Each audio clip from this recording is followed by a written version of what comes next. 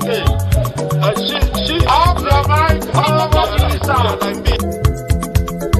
Chai! Now wow, people wey suppose talk truth to power don't off mic. And if we talk, now 500,000 they go summer us, call them hate speech. But fear not, Maiyegun don't come. Him go torchlight every corner, nooks and cranny of all these bad people where they spoil our country.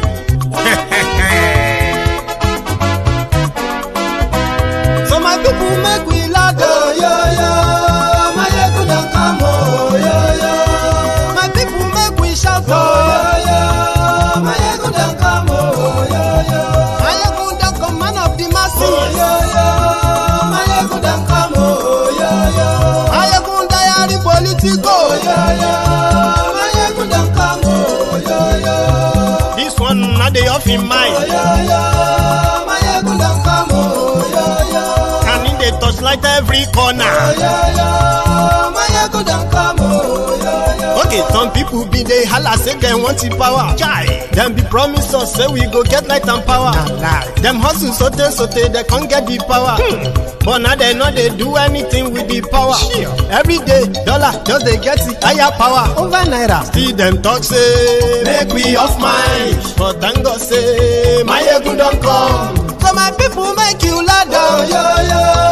Maiyegun don't come, oh, yo yo. My people make we shout, oh, yo yo. Maiyegun don't come, oh, yo yo. Maiyegun don't come, man of the masses, oh, yo yo. Maiyegun don't come, oh, yo yo. Maiyegun diary Politico, oh, yo yo. Maiyegun don't come, oh, yo yo. This one not they off in mind, oh, yo yo. Maiyegun don't come, oh, yo yo. Person where they do evil, no one make person talk. Them say that Maiyegun, that man too they talk. He too they talk. Say Maiyegun diary, he they hot like pepper. But every day then they take money in bulk. Poor man picking, they the street they hawk. Still them talk say make we no talk. But thank God say Maiyegun don't come. So my people make you laugh, oh yo yo. Maiyegun don't come, oh yo yo. My people make you shout, oh yo yo. Maiyegun don't come, oh yo yo. Maiyegun don't come, man of the masses, oh yo yo. Maiyegun don't come, oh yo yo. Maiyegun diary Politico, oh yo yo. Maiyegun don't come, oh yo yo. This man not the off in mind, oh yo yo. Maiyegun don't come, oh yo yo. Maiyegun la wa mo, la mo do do do do. Maiyegun diary, Maiyegun power. Maiyegun la wa mo, la mo do do do do. Maiyegun diary, Maiyegun power. Maiyegun ti dé o, ọ̀rẹ́ ará ìlú. Maiyegun diary, Maiyegun power. Lórí Facebook, lórí YouTube. Maiyegun diary, Maiyegun power. Gbogbo bó ṣe ń lọ ni Maiyegun já wa sí. Maiyegun diary, Maiyegun power. Àṣírí ọ̀jẹ̀lú kì í bò níbẹ̀ o. Hello there. Good morning to you, good afternoon to you, and good evening to you from wherever you are watching from. This is Maiyegun live. Wàá gbọ́ níbẹ̀ o. Maiyegun diary, Maiyegun power. Maiyegun diary Politico. Maiyegun diary, Maiyegun power.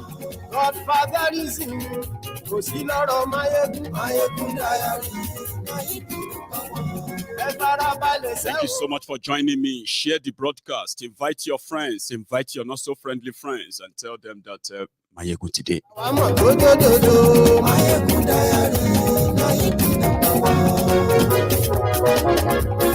Yeah.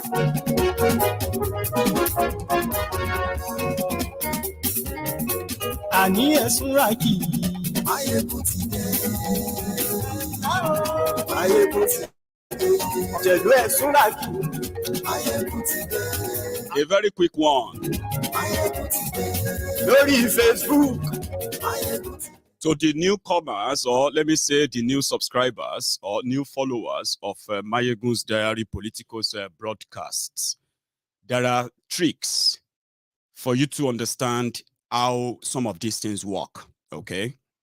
Number one, it is a medium that you can say free thinkers, people who kind of want to have the mind of their own. But in doing so, they want to understand the complexity of Nigerian politics and how much it affects us. So in the process, when Maiyegun is live, when you are watching live, if you join us live, we don't just start. We allow people to join. And that is when you see a full video of that will be for hours, like 3 hours. Then if you have to watch the replay of Maiyegun's videos, they are in different segments. The live broadcast is what I'm doing right now, which you are going to watch a replay of, like a premiere. A premiere is the aftermath of a live broadcast that could be up to 3 hours. But a premiere is a cut out of the past broadcasts, right? And they can be up to an hour each.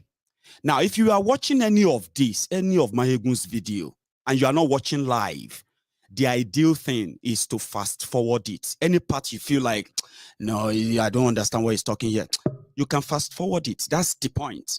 But if you are watching live, you are never going to be so angry that I'm wasting my data. Oh, well, it's playing too much music. Because we have to. And that's exactly what we are doing right now. So share the broadcast and invite others.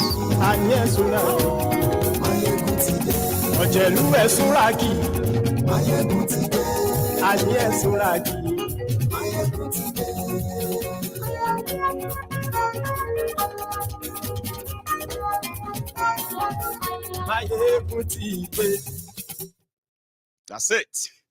And once again, good morning to you, good afternoon to you, and good evening to you from wherever you are joining us from. And if you have taken your time to read the rider, which is the header of this broadcast, or the description, which is the body of this broadcast, good enough, because I'm going to be taking them piece by piece. Tonight, like I said before, we know why Nigeria is not working. The politicians who are going to tell you many things you want to hear, right? They know why Nigeria is not working. Now, if to make Nigeria work, right, it will have to start from, do you really want to be a Nigerian or part of Nigeria? Let's throw that question to everybody.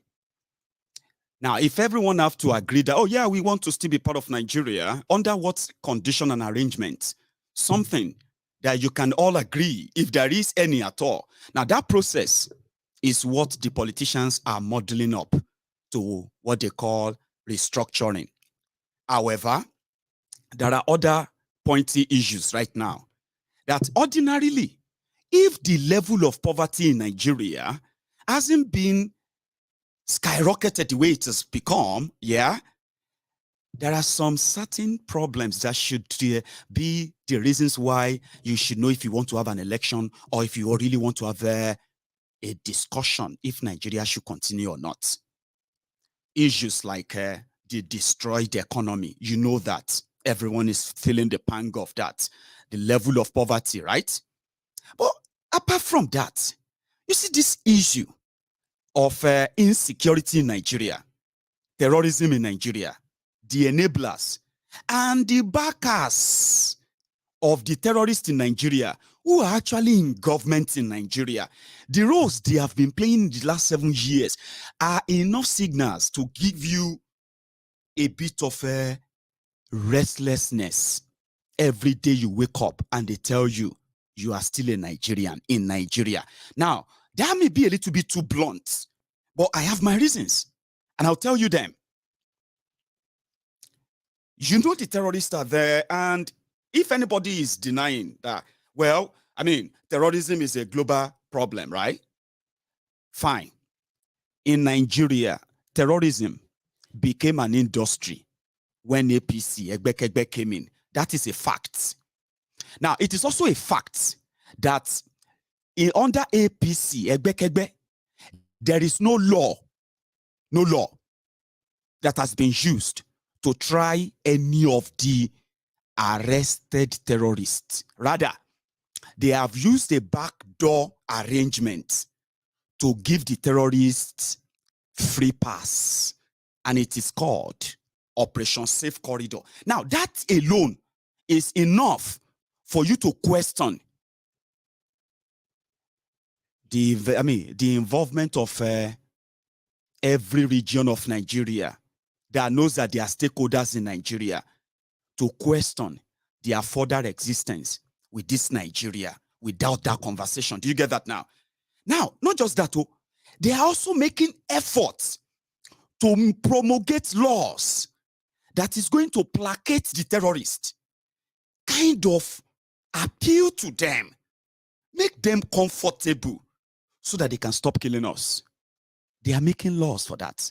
Now, listen, that's not just what they're doing. They are making laws to cede the land of Nigeria, the land of the people of Nigeria, from every part of Nigeria. By that law, you will cede your land, and if you resist, you will be committing a crime. Now, using the instrumentality of this fraudulent arrangement to muzzle everybody from every part should be enough for everybody to be asking questions. Why do we want to have an election when all of these things are here? In fact, what are these guys saying about all of this? What are they offering to now ruin everything? They have a bill they call Water Wheel Bill, which is going to give the control of Nigeria waters, all the water in Nigeria, river, ocean, anything.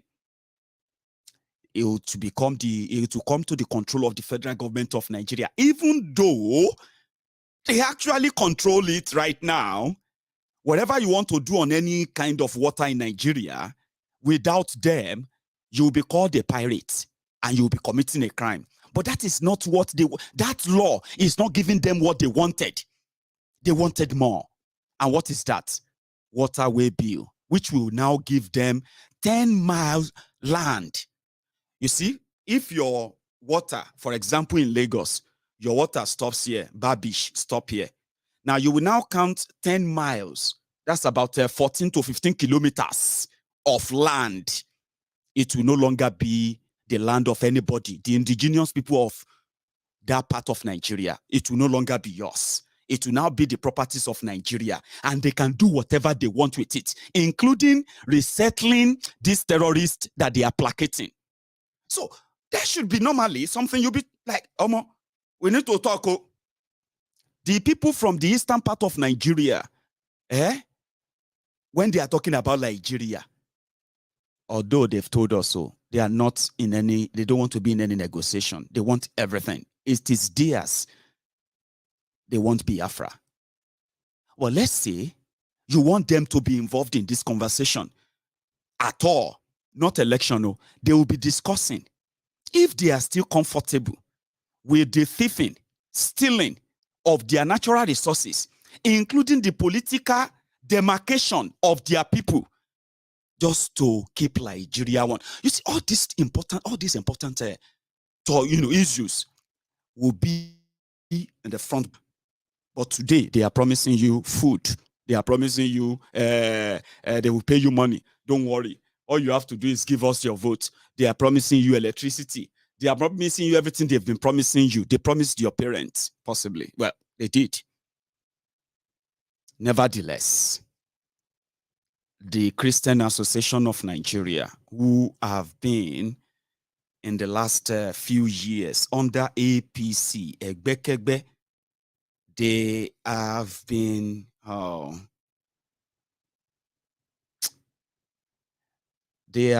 those, I wouldn't say Christian Association, I would say those who have faced most religious persecution, including killing, murder, including ethnic cleansing, and in fact, village communities and all that destroyed.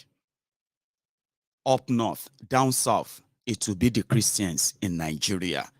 Apologies to others if they feel like, but everybody is feeling it. Of course, everybody is feeling everything. Everybody have their own share of how Nigeria is happening to them. But there's something. Before APC, Egbekegbe came in, there was this rumor that they were going to Islamize Nigeria. Okay? Islamizing Nigeria means that all institutions, all important institutions in Nigeria will be led by trusted Muslims. Now, that sent shivers down the spine of so many Christians in Nigeria, and it became a topic of conversation before 2015. But push forward, APC came in. Rather than us see Islamization the way they told us they were going to do it, what we figured out is that industrialization of terrorism in Nigeria and the effort of Nigerian APC government to make sure that all of us are silenced. They started making laws that makes it a crime to even talk about all this terrorism and their sponsor, their backers. It became crime that you could go to jail for. It became crime that media houses have now been gagged from even reporting this treasonable crime that APC have committed. But nevertheless, they still came with Muslim ticket, especially, the man called Shitty Man. With a ticket, they called Bat Shit. Now, Bat Shit ticket, as further, made some, section, or should I say, some section of religious circle, including Muslims, to be a little bit like, Omo, it be like, say, this thing is no longer like, this is no longer about what Islam taught you about fairness, equity. But these criminals, they picked the part that said, you must only be led by a Muslim. You must never be led by any other person with any other religion because they are called infidel. Now, you see these criminals, that is the one they pick. They rejected the one that says you have to be fair, you have to be equal, you have to, you know what I mean? Like, if you can't, do not present yourself for the position of leadership. That's what Islam said, Abi. Islam also said that you should not be led by infidels. Now, Nigeria is not an Islamic country. Do you understand? But somehow, they were able to say, even Tifnumbu, Kolu, who is Alaji Kolu, Alaji Tifnumbu, his own type of Islam coming from southern part of Nigeria is so disrespected, not trusted, that they had to force him that if you want to win our trust, you will need to pick an extremist, Shetima. Yes, he has history. His history is so threatening.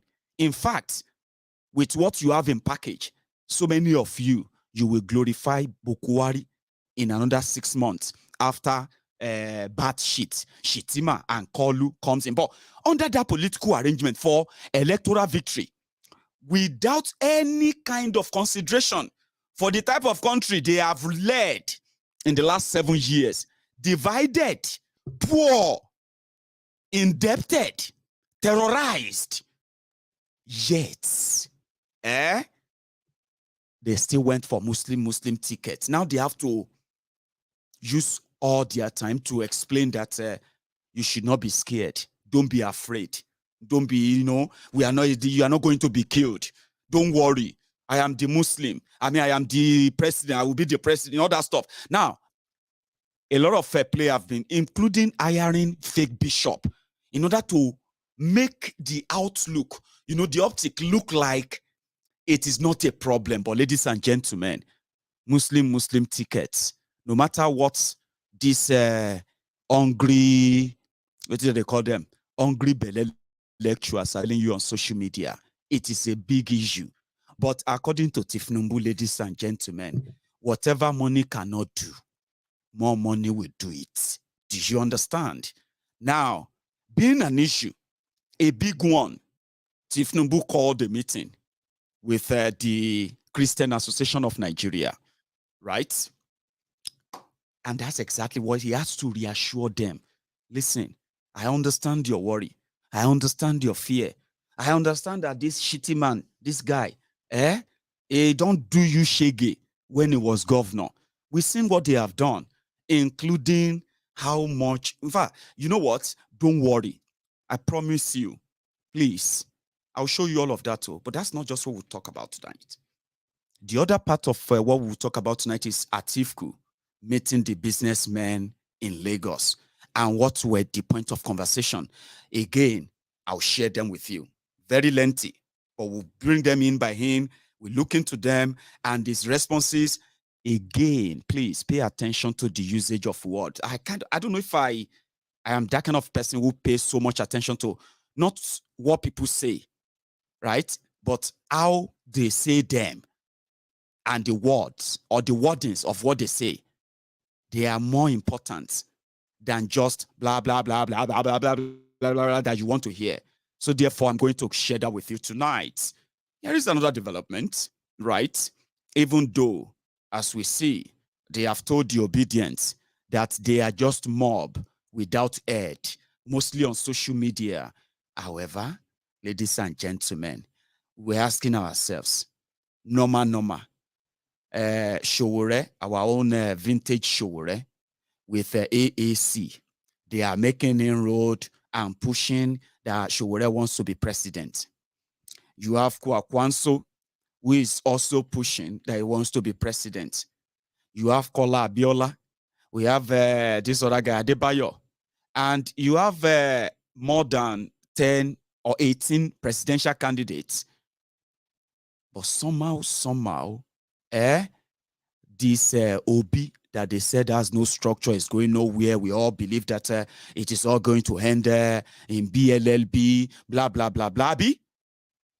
But somehow, they are mostly the targets of the political gaslighting for your 2023 charade. And it is concerning, especially for us who know the root cause of most of these things coming up. And we are praying and hoping that most of you are, or all of you are obedient. You will see why this gang up is happening. And in fact, you will now probably leverage on what you called your number, which they control. If you have to use that to run them out of town, you can't. They control the number. Now, if you can then know why they have to stop you in your own democracy and at the same time use that number to run them out of town, then maybe, just maybe, it will be worth it. But why are they so too concerned about you? Why is everybody so always like any small thing obedient to be anything? You know what I mean? They said it's a distraction. I agree. Then I got some few clips of people. They are now having viewing centers for Obi, where people are now queuing to watch Obi like they are watching football match. And I'm like, even if that will not make you make Obi president, even though you believe you can, when they twist you and rob you, eventually they would, right? Would you just disappear, or you will use that number to say never again? That is why somehow I'm interested in you and what you are doing. Somebody asked me, he said, why are you not, why don't you just pick one of your candidates? I was like, I don't have any candidate in your charade. I don't. But do you know why I have to talk more about the happenings there to everybody, no matter what you believe in, right? And why I have to use their actions, right, to justify why Nigeria is breaking and to make you understand, most importantly, understand why many of us, for so many reasons, right, believe that Nigeria won't work again. The foundation of this platform is called Maiyegun's Diary Politico. Have you ever thought of what could that Politico mean? I'll tell you tonight. My position is, if Nigeria was a country, I shouldn't be waiting, talking to you as Yorubas right now, why we need Yoruba nation. It shouldn't be tough, but Nigeria is not a country. And fine, we all admitted to that. But politics, I'm not interested in politics. Politics is just nonsense. Who is asking you to join politics? How about you understand how politics affects you and affects your life, and how much Nigerian politics, past and present, has affected your life and pushed you to where you are today. Whether you can afford to live and succeed, like whether you can afford to live in the hardship of Nigeria today.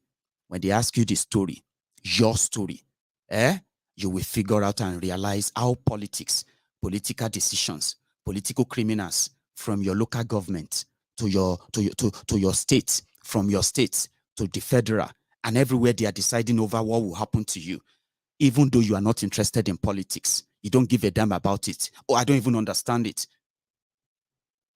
But you have to. And that's why you have Maiyegun's Diary Politico today. And this is it. If you are born, if government,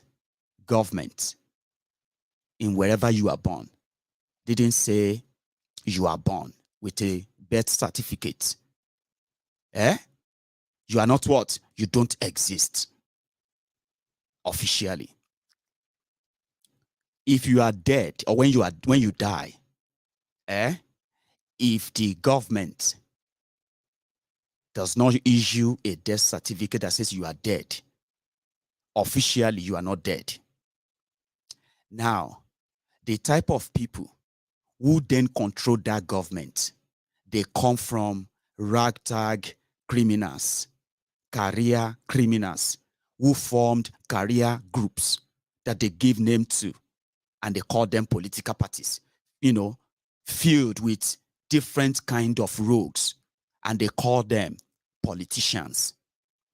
Now, without politics, there will be no politicians, whether in uniform or whether in agbada.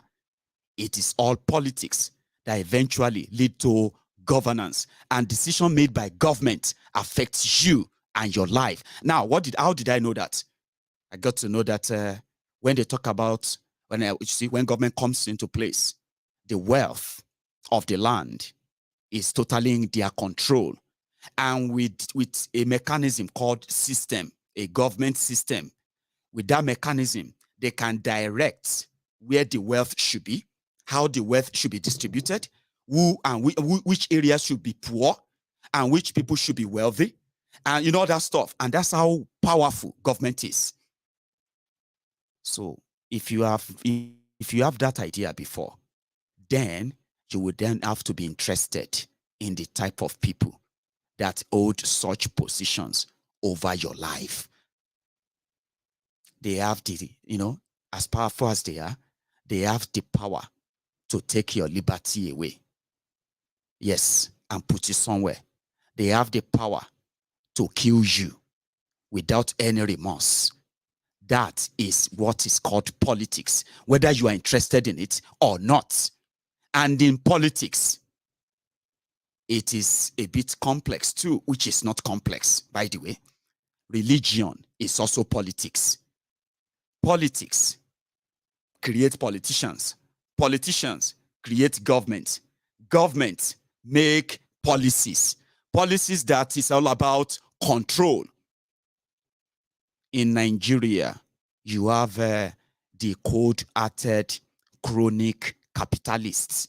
You are practicing chronic capitalism. Right here in your life, you are telling the history of how they are sharing your resources. Who owns your oil well? Who owns the oil rig? Who owns this? Who is that? In your lifetime, that is the power of the government controlled by criminals.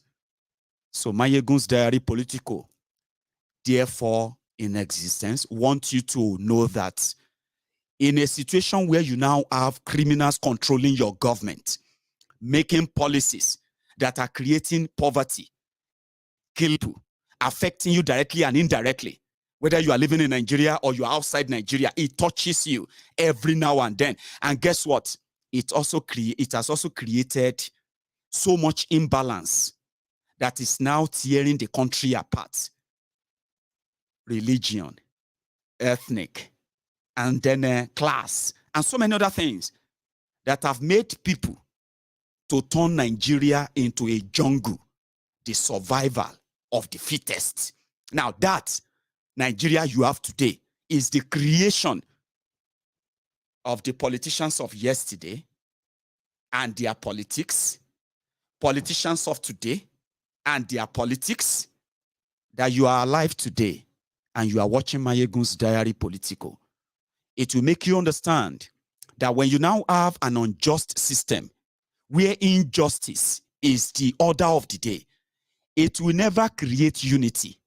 It will never bring progress. It won't give you peace.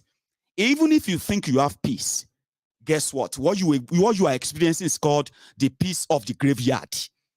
Now, in that whole chaotic system, then you begin to see people who are going to say, okay, we don't want to be part of it anymore. We want to go different way. Injustice created by an unjust system, which is the textbook definition of Nigeria. Now, Maiyegun's diary Politico. I, as a person, I have my belief, I have my faith, and I also have my dream. Even if you gag me, even if you torture me, and you ask me one simple question, Nigeria or independent Yoruba nation, I will repeat the same thing. You are giving me a choice. Oh, thank you very much. I will choose B, Yoruba nation. But before that happens, or if that will happen or not, how that will happen or not, the politics of Nigeria will determine it, right? Until it happens, everything you do in Nigeria, every decision you make, whether they pay you, whether you are too poor to fight, everything that you are doing right now, whether it is for APC, whether it is for PDP, whether it is for Labour Party, whoever takes the control of the governance in Nigeria, they will do us one thing. It doesn't matter where you belong. It is the same shege, because it is the system, a system that you and I never agreed to. I didn't see anywhere we agreed to this.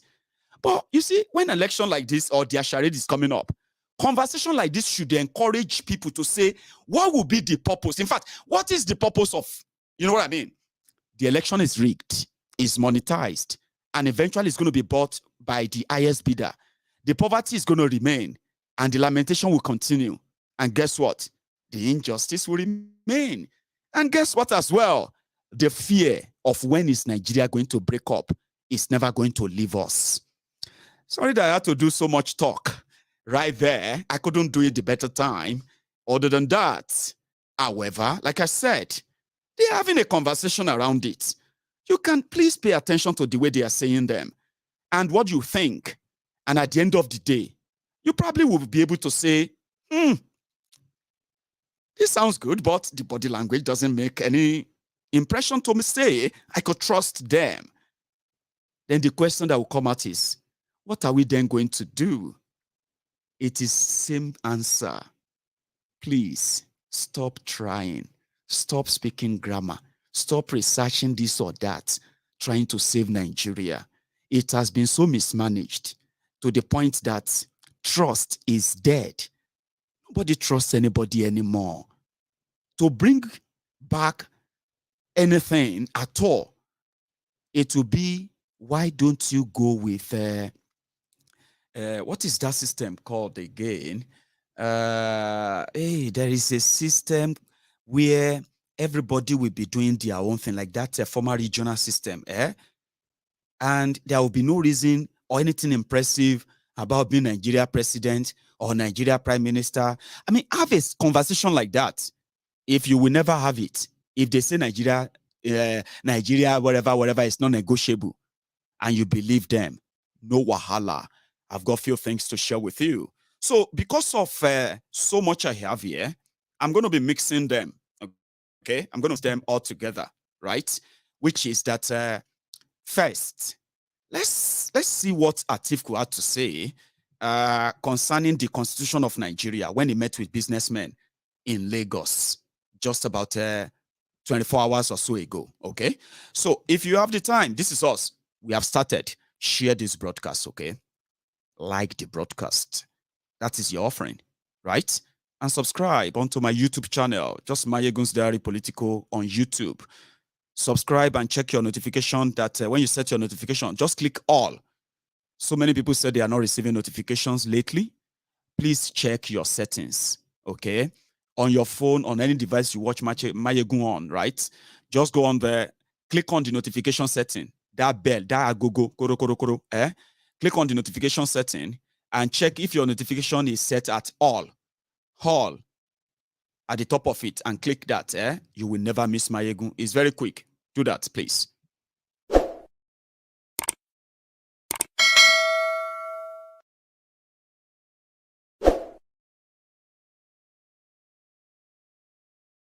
I told you, it's very easy. Leave the chat room, go on there, check for Maiyegun, or search for at Maiyegun's Diary Politico Official. YouTube, go on to YouTube, search for at Maiyegun's Diary Politico Official. So, Atiku, ladies and gentlemen, and there's something you should notice. Atiku know they read. Okay, I'll let you see. Listen to this first. Should go to the states, EFG should go to the local governments, and so on and so forth. It's going to be a subject of negotiations between the various component parts of this country. But all what I can assure you is President Atiku Abubakar, I will make sure that this constitutional issue is resolved.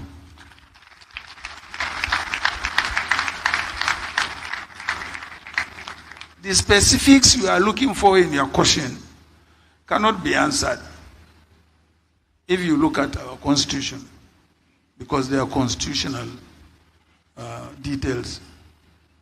So I hope I have done a little bit of justice to your question. Yes. I can sit down there. Yes. Yes.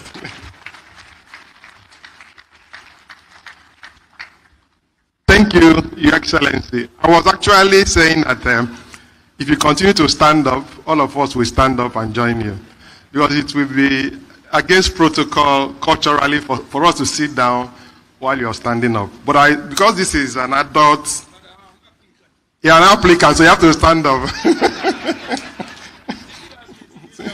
You need that. No, we don't want you to need that, Your Excellency. Thank you very much. So thank you for the answer.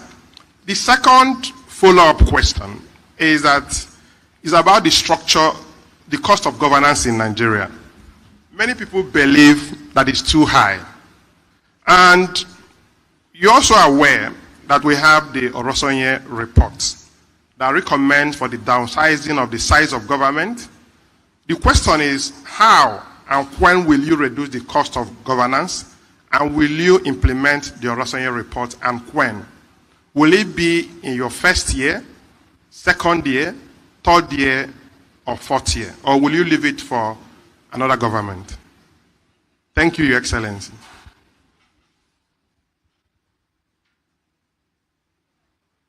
Let me also say, as Your Excellency is preparing to answer the question, that we have about 20 questions we want Your Excellency to answer. And we believe that this will be answered in an hour, 15, 20 minutes. They are related questions, but we will try. As he said, he's applying to be the CEO of a company with 200 employees, or 200 million shareholders, or 200 million employees. Your Excellency, on the issue of Orosanye reports. Thank you. Again, I may want to draw your attention to the fact that it was our administration that set up the Orosanye committee. I, for one, believe in small government. When the Republican Party came from the United States, they came to visit me, and I told them the kind of government I want. One of them said, but you are even more Republican than we are. Because I said, there is too much government in our life. I want a small government, an effective one, a government that gives directives, that establishes policy guidelines for the component parts of the country. So first and foremost, at least I want you to give credit to the PDP for setting up the Orosanye report. But unfortunately, the government white paper that came out after PDP left office, the views in the white paper were not in conformity with the main report itself. And it is understandable. Who are the people who normally draft the white paper? It is the top civil servants. And of course, you will expect them to protect the interest of the large and wealthy federal bureaucracy that we have.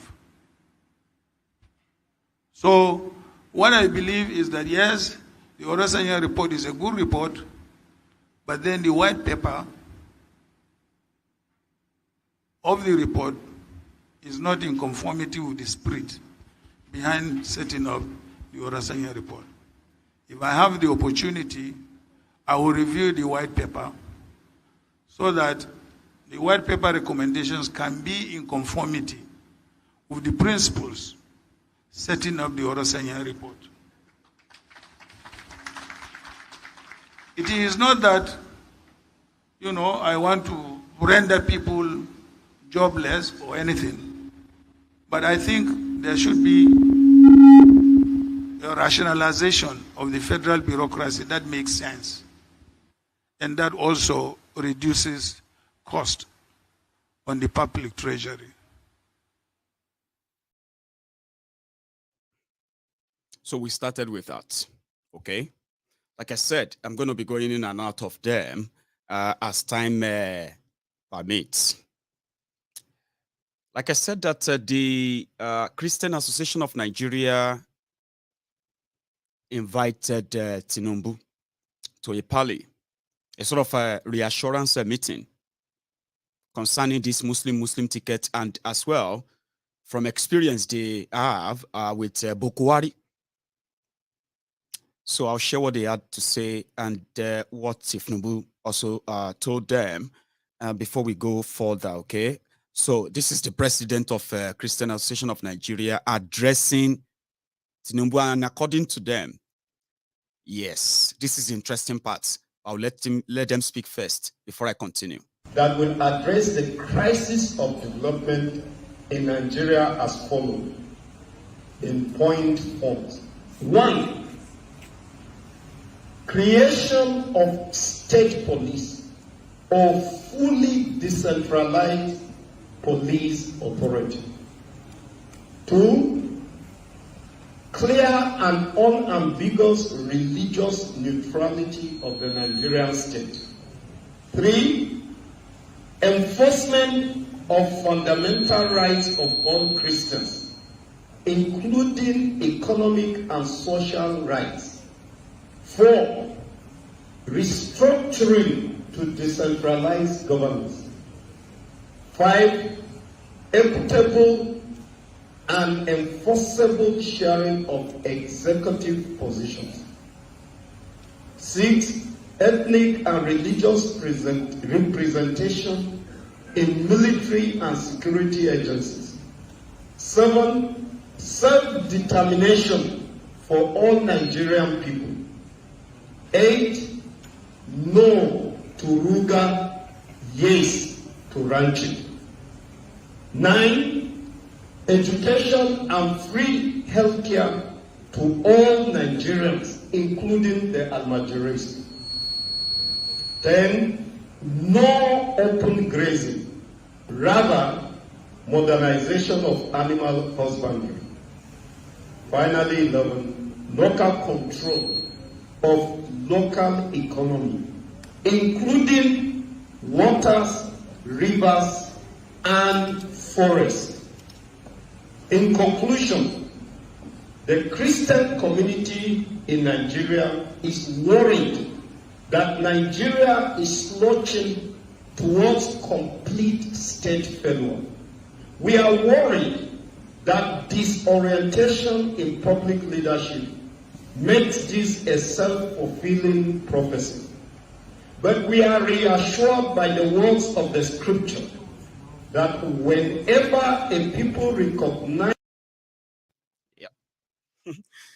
Okay, I was almost caught off guard there. Anyway, yeah, you heard all they listed. When he was listing all those things from Christian Association of Nigeria to Tinubu, he sat there, he was listening to him, to the president. No to RUGA, no to open grazing, local economy controlled, waterways, seaways controlled by the people. They are indirectly saying no to waterway law. And many other things listed, by the way, yeah, which we are going to review after Tinubu also respond in a bit. It is just like indirectly saying, we are not going to support you. Because these are the things that they have been fighting with Bokuwari for the past 7 years when terrorists are killing people. Bokuwari and his government, they were appealing to the terrorists. Now, this is the Tinubu, the presidential candidate, with Shitty Man beside him, the backer of what do you call it? The terrorist apologist, I would say. So you can easily just say you're not going to support us. So don't read all of this to us. But nevertheless, Tinubu came with a written answer. Maybe they sent him what they are reading. You know, he was reading them. Maybe they sent that forward before Tinubu came. And his response, in part, here is one of them. I did not come here to flatter you. Yet it is less. Thank you for inviting us here for this important meeting. It is good, proper thing that we need to share our ideas and concerns regarding the nation we love, Nigeria.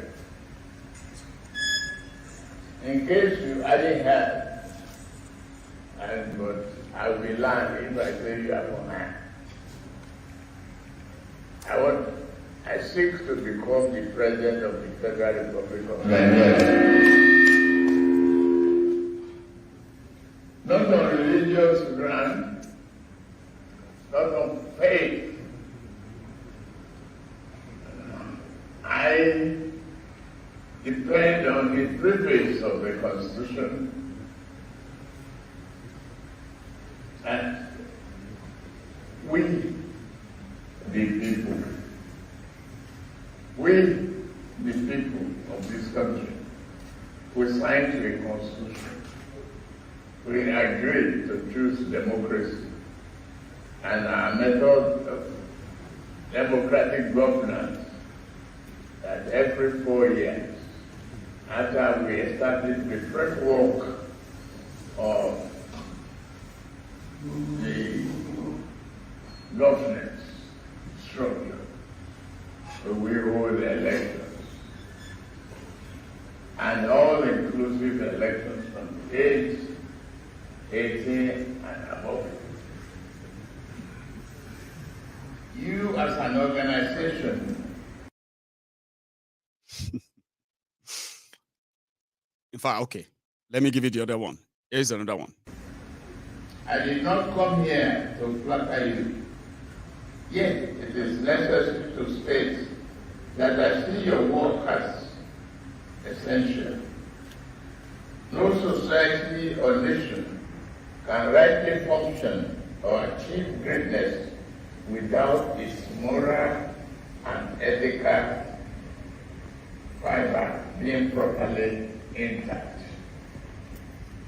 Without the right frame of mind and disposition of heart, we cannot attain the good things God has destined for this nation. Thus, I see a mutually reinforcing what I hope to be my future responsibility as President and your ongoing responsibility as a vital moral compass for the nation. Historical support for the church. My belief in the need for secular government and faith-based organization to work in unity. It's not something I adopted recently to benefit my. Okay, there is an interesting one, okay, where he told them that I don't have any agenda. All my children are Christians, so don't worry, okay, So I'll show you that one. Like I said, I'm going to be mixing them up, okay? That's his response to the demand of the Christian Association of Nigeria, which I am going to repeat just as a reminder. What were the demands?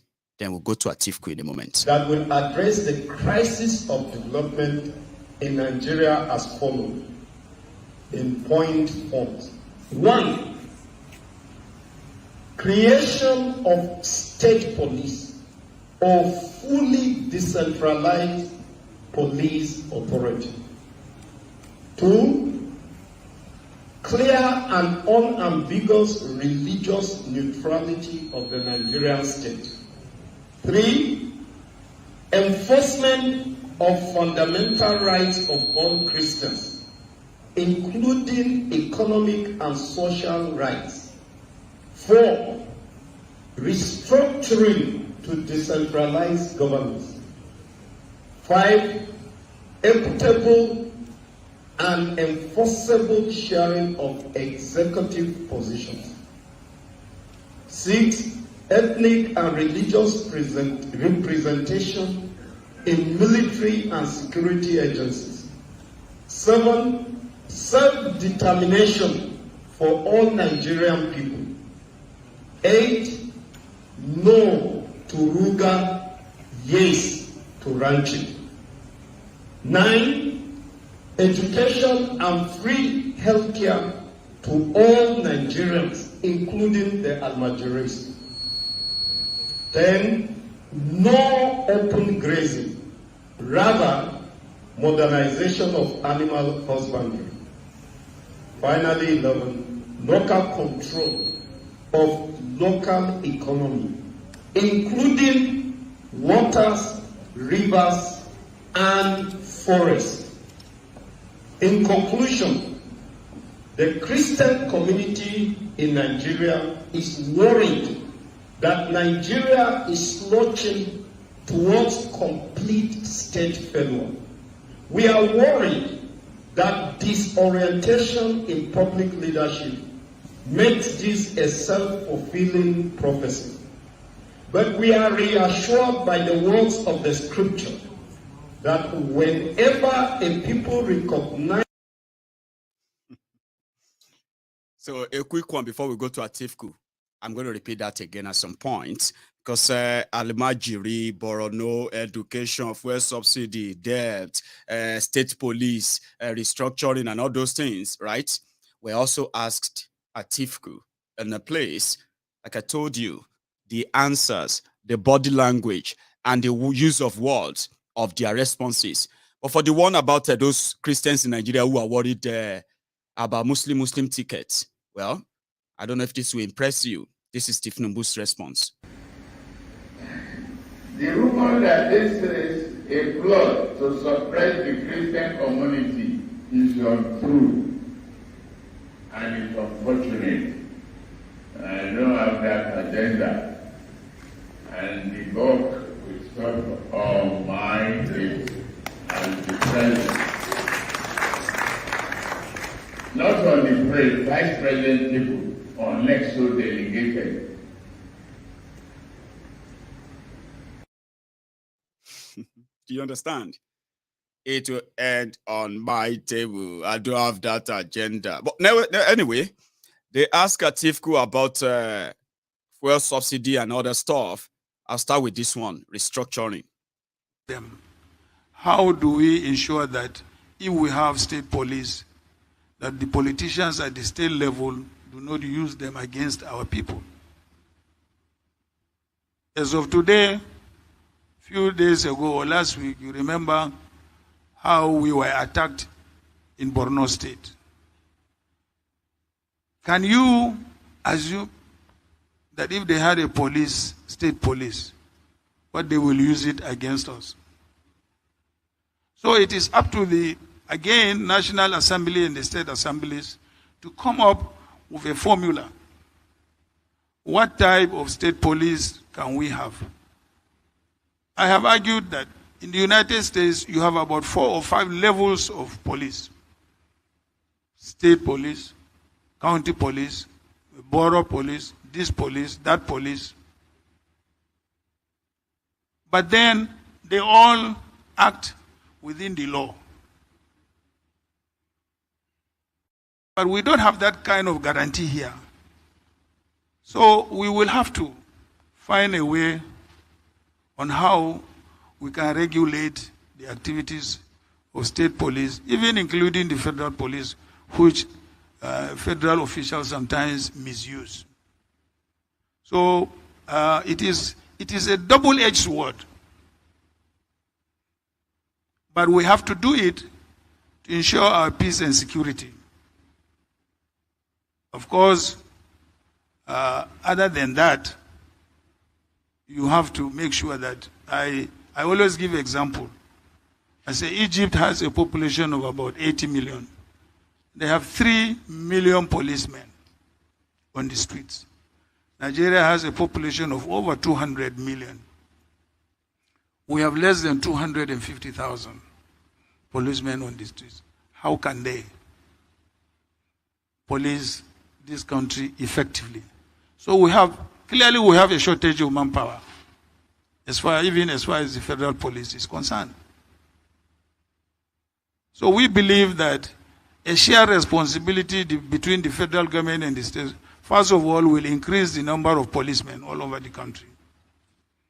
Secondly, of course, with better training and equipment. But most importantly, they are key. I know you are going to come to that issue. If we can deal with unemployment and we can tackle the issue of education. For instance, the chaps that attacked us in Maiduguri, I was watching them. Those chaps couldn't have been educated.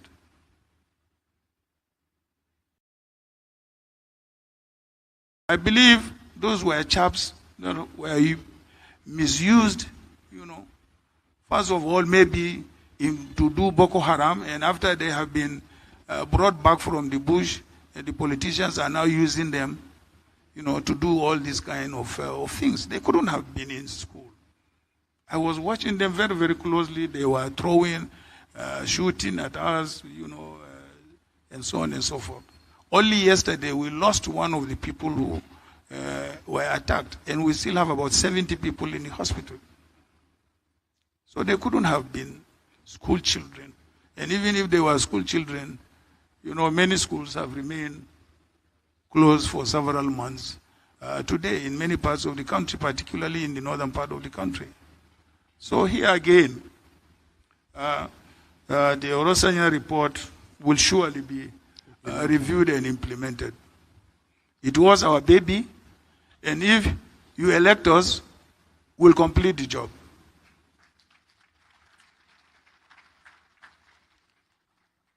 Thank you very much, Your Excellency. Just following on the insecurity and what happened in Borno State, is that you will agree, which you just mentioned now, that since 1999, we've had so many economic reforms. But we are where we are. They said inflation might likely be reported today to be above 20%. The unemployment rate, as at 2014, they said we had about 60-something million Nigerians working. But as of 2019, it has gone down to below 40 million. Different other economic and social problems are there.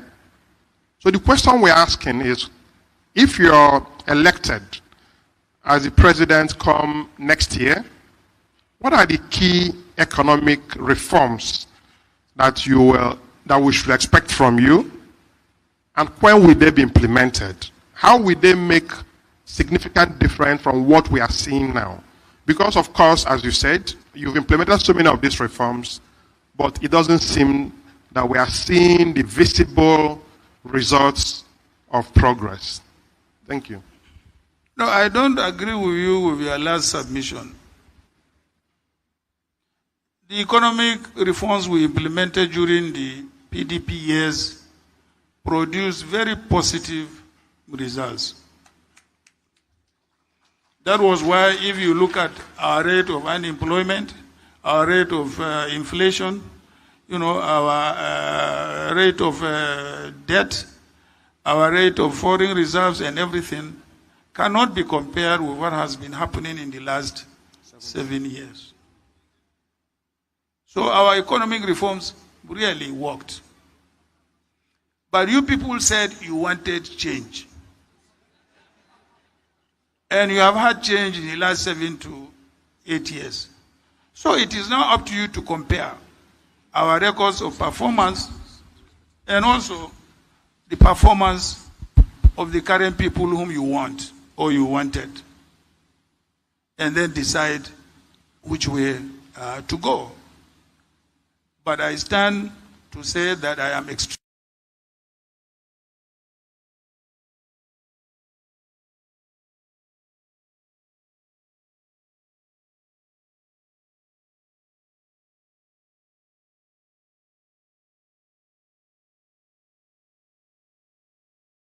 proud of the records we achieved as the PDP government between 1999 up to 2015.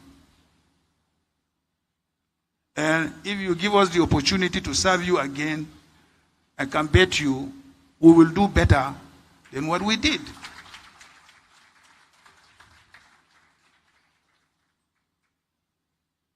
So this is what I can say as far as... So in terms of key reforms, Your Excellency, what direction can you point us? In terms of what will you do, in just key ones, before I invite my colleague, Dr. Muda Yusuf, to now go down into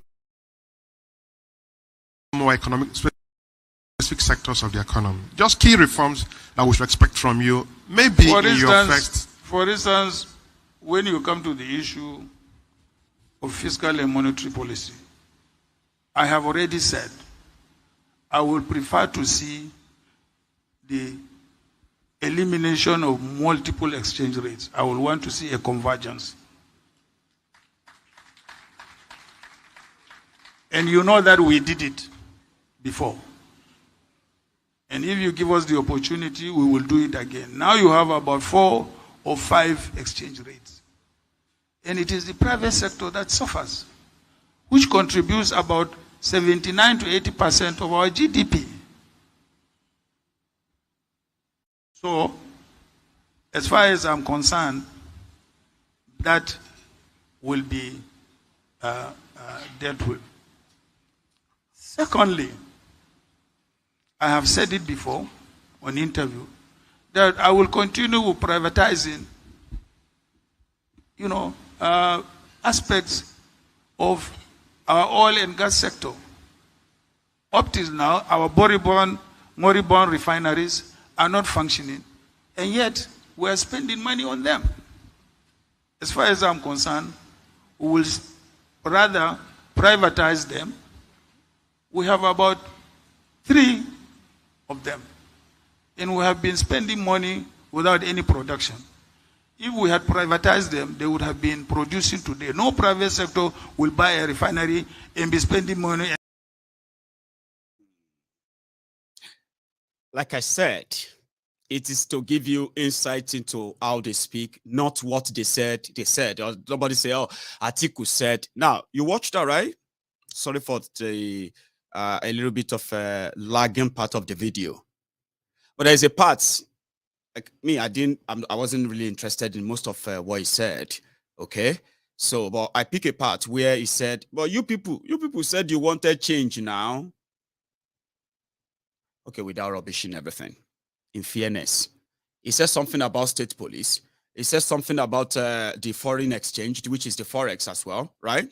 And then, selling off the refineries and privatizing the NNPC, blah, blah, blah, blah, blah.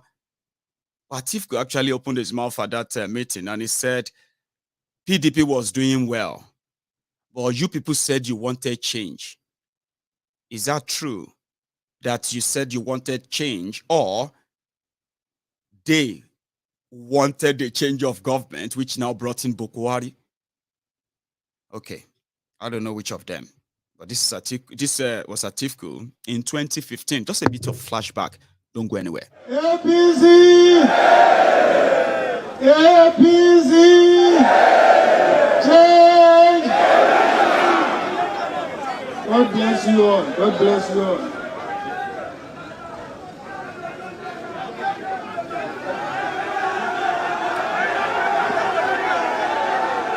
Thank you. We will change Jonathan, don't worry.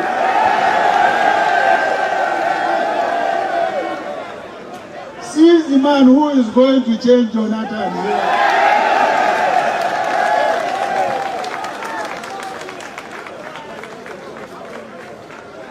The chairman of our great party, a party that is set to make history in our country.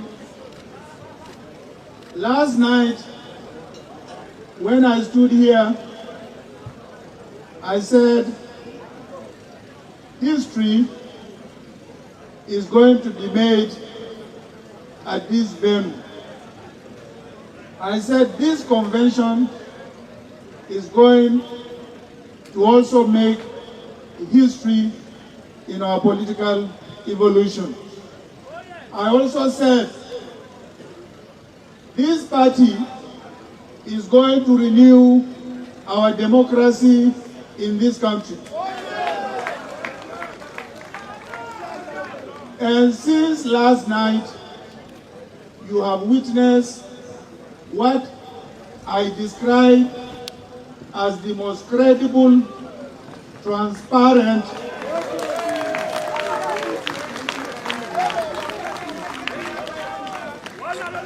elections to be ever conducted by any political.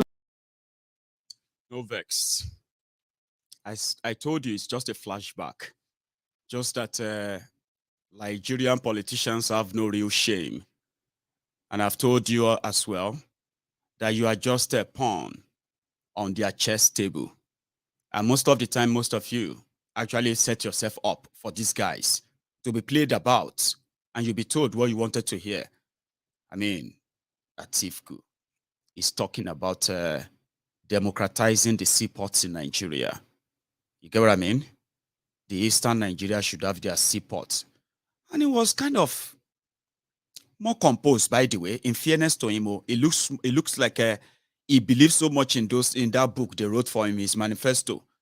So when they were talking about eastern Nigeria, he knows those he's talking to. I'll give you seaport. Atiku said, in a restructured Nigeria, he said. Now, take your time as well, okay? So listen to this part of the question they asked him. Just a quick one. My friend gave a story that they were exporting goods from Nigeria and from Ghana. The one from Ghana got to Belgium in 3 weeks. The one from Nigeria got to Belgium in 3 months and 3 weeks. So the question is, what will you do with regard to our seaports, at least to make sure that clearing of goods becomes easier, faster, and shorter? And also related to it is the issue of the aviation sector. In particular, do you support the Nigerian A project? Will you continue to buy more planes or allow the Nigerian A to continue? Or what will you do?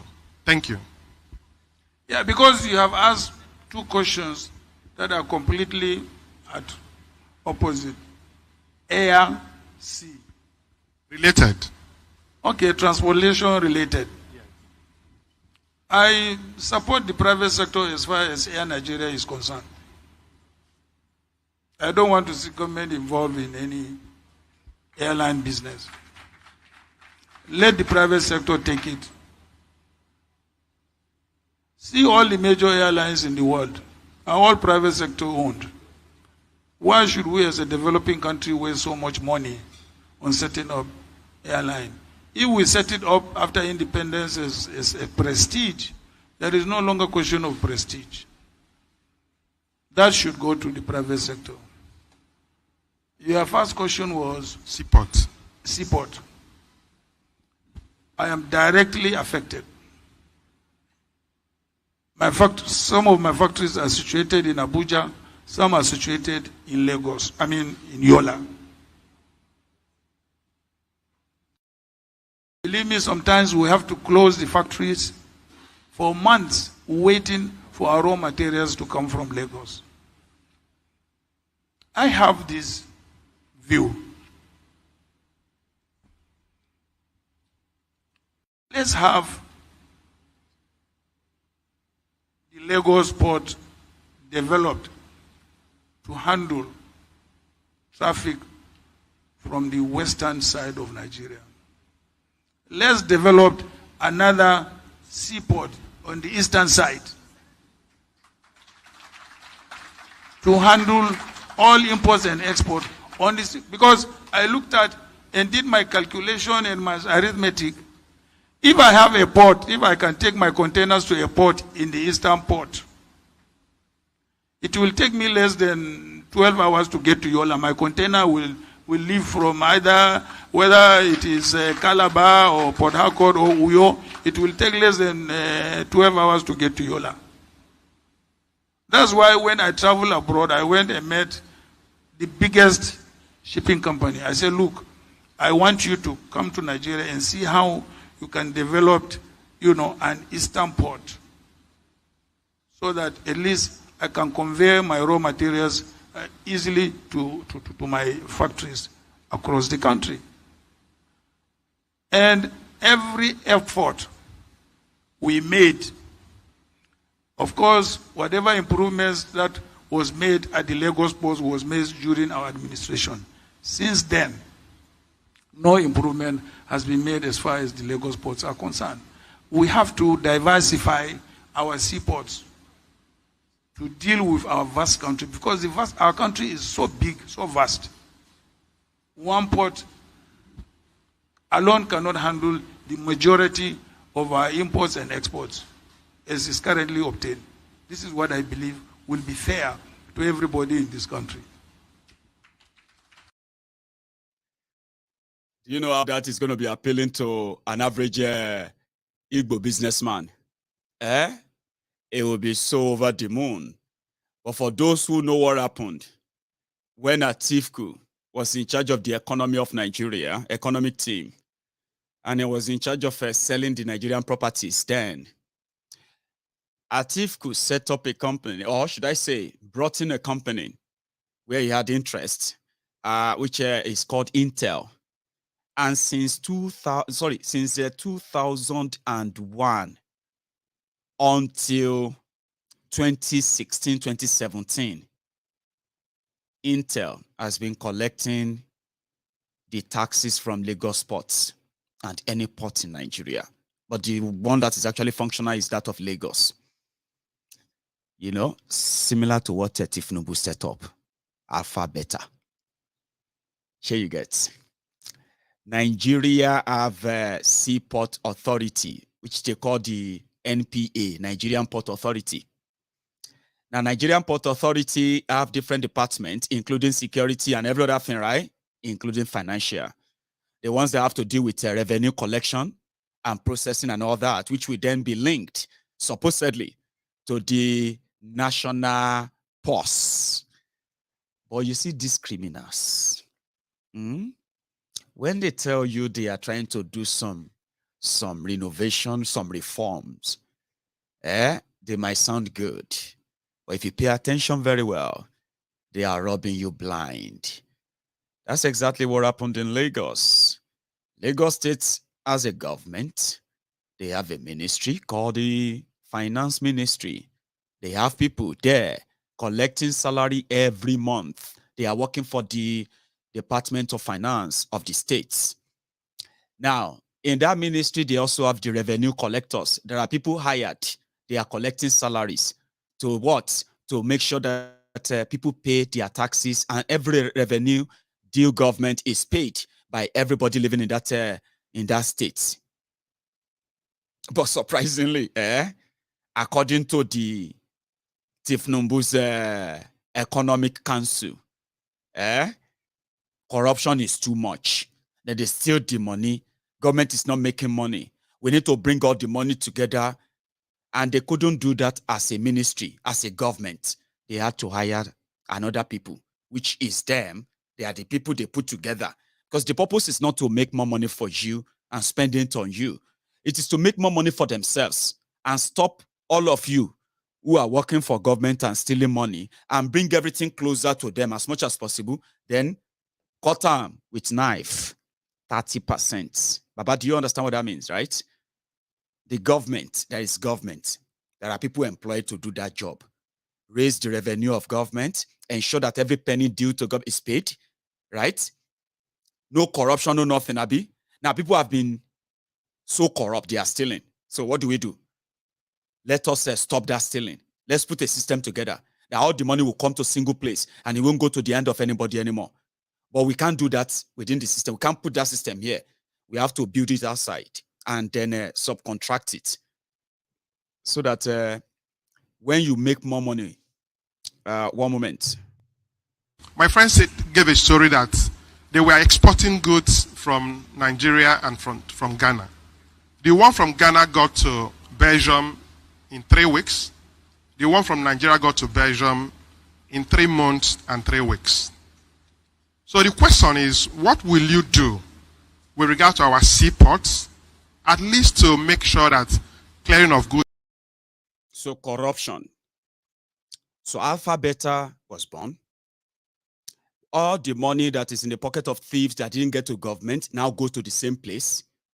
At least 90% of the money go to the same place. Now, that makes it more money. Instead of that money to just go to government, now we collect the money. Now we bring the idea, we are going to collect 30%. That simply means the 30% that everybody is putting in their pockets is now going to the pocket of one man, Tifnumbu in Lagos. That's exactly what Atiku did. You see all the money you have been paying. Importing this, port duty, these charges, that charges, and you have a receipt that says Intel from 2001 to 2017.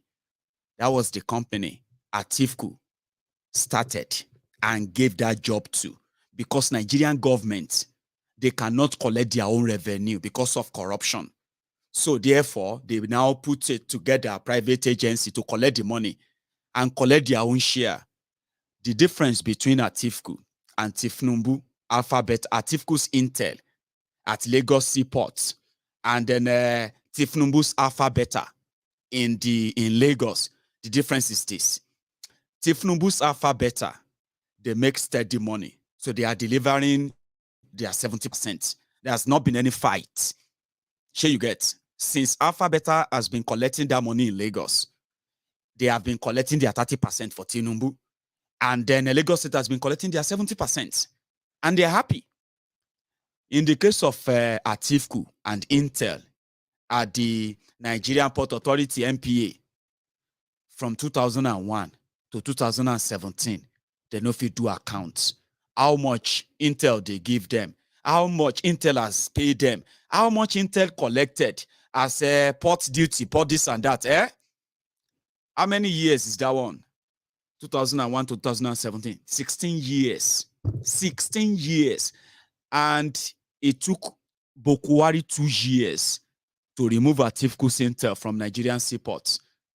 And they are now using the system that Intel built, the system they use in collecting money from the seaports. After removing them, they are now using that same system now to collect revenue from Lagos under a different name, appointed by Bokuwari.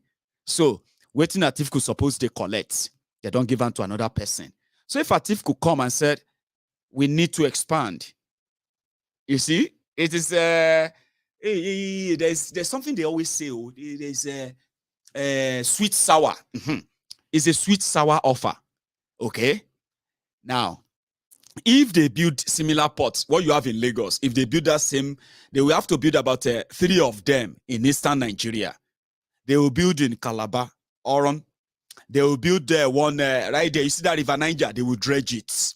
It's going to become a bigger seaport if it does that, right? But when they finish using Nigerian money to do all of that, Atiku, you know that like Alpha Beta, Atiku will be your landlord. They collect your own rent. But you may not see anything. Oh, no. That's the sweet sour part. Okay. But many of you who have Seaports, all of you, my brother, Chooks, Uche and Sons, importers and exporters, you will not have to take all your waiting you won't go sell outside Nigeria. You won't have to take them to Lagos.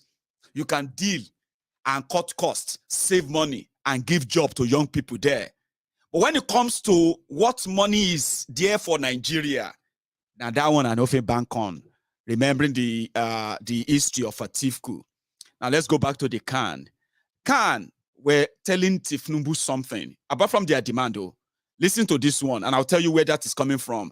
Religion, ethnic tribe, and so many other dirty things they're going to use in their 2023 charade. Having conversation like this on record, though, is good. Khan said this. Peace and righteousness. This failure explains why Nigeria has failed to realize its manifest destiny as the greatest black country in the world.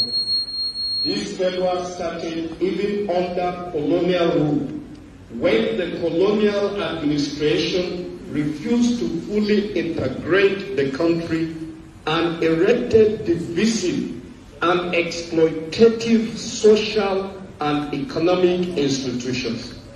The Nigerian nationalists who succeeded the colonialists failed to reverse. They failed to reverse the structure put together by the colonialists, where people with different this or that are muddled together in a country that nobody actually understands anybody. Except when you say what people want to hear. They say, one Nigeria is a lie. The Christian Association of Nigeria are worried, and their worry is germane. Listen to this cleric. Islam. Islam.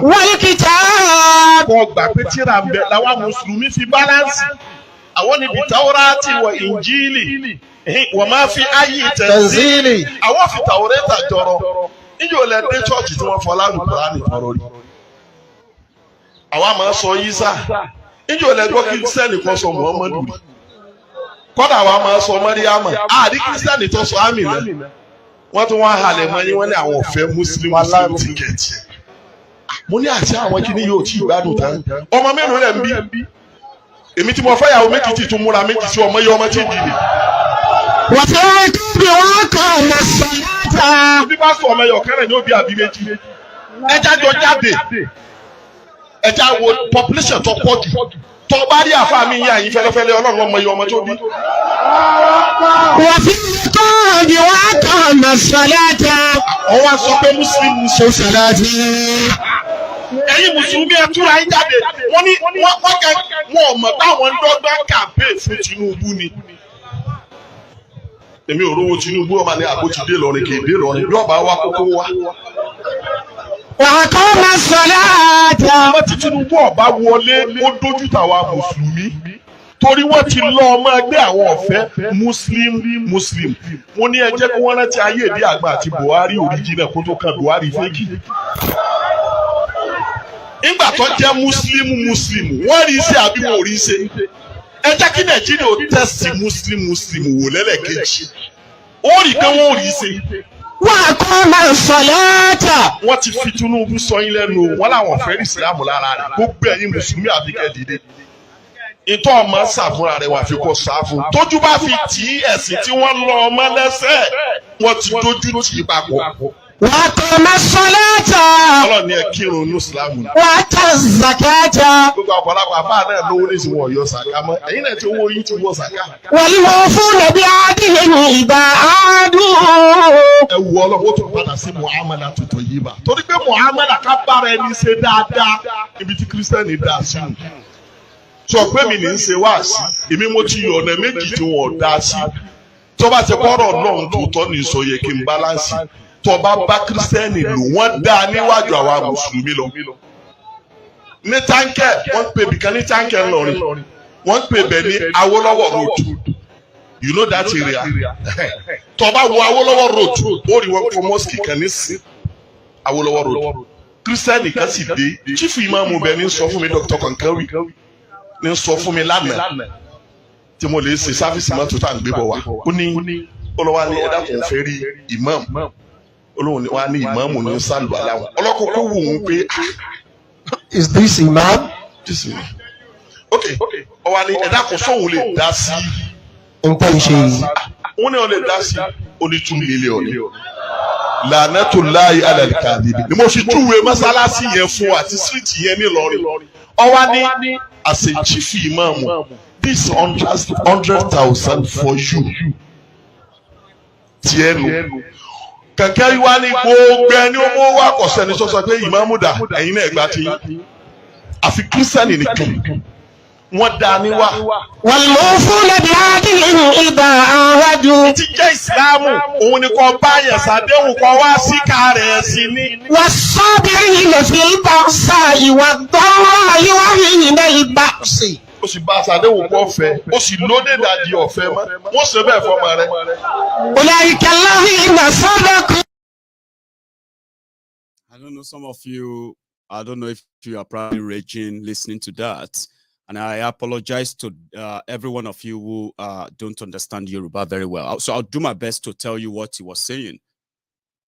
It is so annoying. In the same video, this guy said the Christians in Nigeria, they said they want to reject Tinubu because of Muslim tickets. That is an audacity taken too far. That what is the population of Christians in Nigeria? That you want to use religion to reject Tinubu and threaten Tinubu that he won't be president. That is an audacity taken too far for Christians in Nigeria. That what is your population? That look at him. He has 2 wives and he has many children. And he's still going to get he's going to marry another 2 wives. And he's going to get more children. That look around you. Look at some of these afars here, these clerics here. They might look tiny to you. But guess what? Some of them are married to 2, 3 wives and more children. So if you bring all those children out, how dare Christian threaten that they are not going to support Tinubu because he's bringing Muslim tickets? Then he also said that how many of you here remember Buhari and Idi Agbon? That they were Muslim tickets. Did they do well or not? And everybody there said they did well, which is not true. He is meant to be a cleric and a man of God. But the political conversation in Nigeria that APC, the division they have brought, and the insensitivity to the plurality of a religion and all that in Nigeria that made them to go ahead with that Muslim ticket has created a divide, a void that has further helped the further division of Nigeria that APC embarked on or upon 7 years ago. So that affair was saying that Buhari and Idi Agbon, they did well. No, they didn't. They destroyed Nigeria. Nigeria got blacklisted. Nigeria became indebted. Nigeria became bankrupted. People were queuing to buy sugar and common commodities simply because an illiterate Maiyegun, the first terrorist to overthrow a democratically elected government in Nigeria, struck, and the destiny and then the future of millions of Nigerians got stuck, which they haven't recovered from till today. And for the first time on record, Nigeria National Grid, with the population of that era, collapsed 4 times before his own friends who helped him to plan the coup decided to stop him before he finally broke up Nigeria. That was in 1984-85. So that affair was lying. But everybody there agreed that he probably was right. They did well. No, they didn't. No, they didn't. That's why I'm so sad that Nigeria is a crime scene. Criminals are always rewarded in Nigeria because your leaders are criminals, past and present. Criminals who escaped justice, never convicted of the crimes they've committed. If they had been convicted, seriously, you will never be proud of many of them, including Buhari. He should be dead by now because of the crime he committed in 1984-85. Well, he got rewarded with something more. Look at him. That Alpha lied. But you know the most heartbreaking part, do you want to know, is the last 1 minute of that talk. He said, the Christians in Nigeria, they are the best. That is, if you take politics and then deceitful leadership, oppressive and enslavement and then slavery leadership, which every one of them is a victim, right?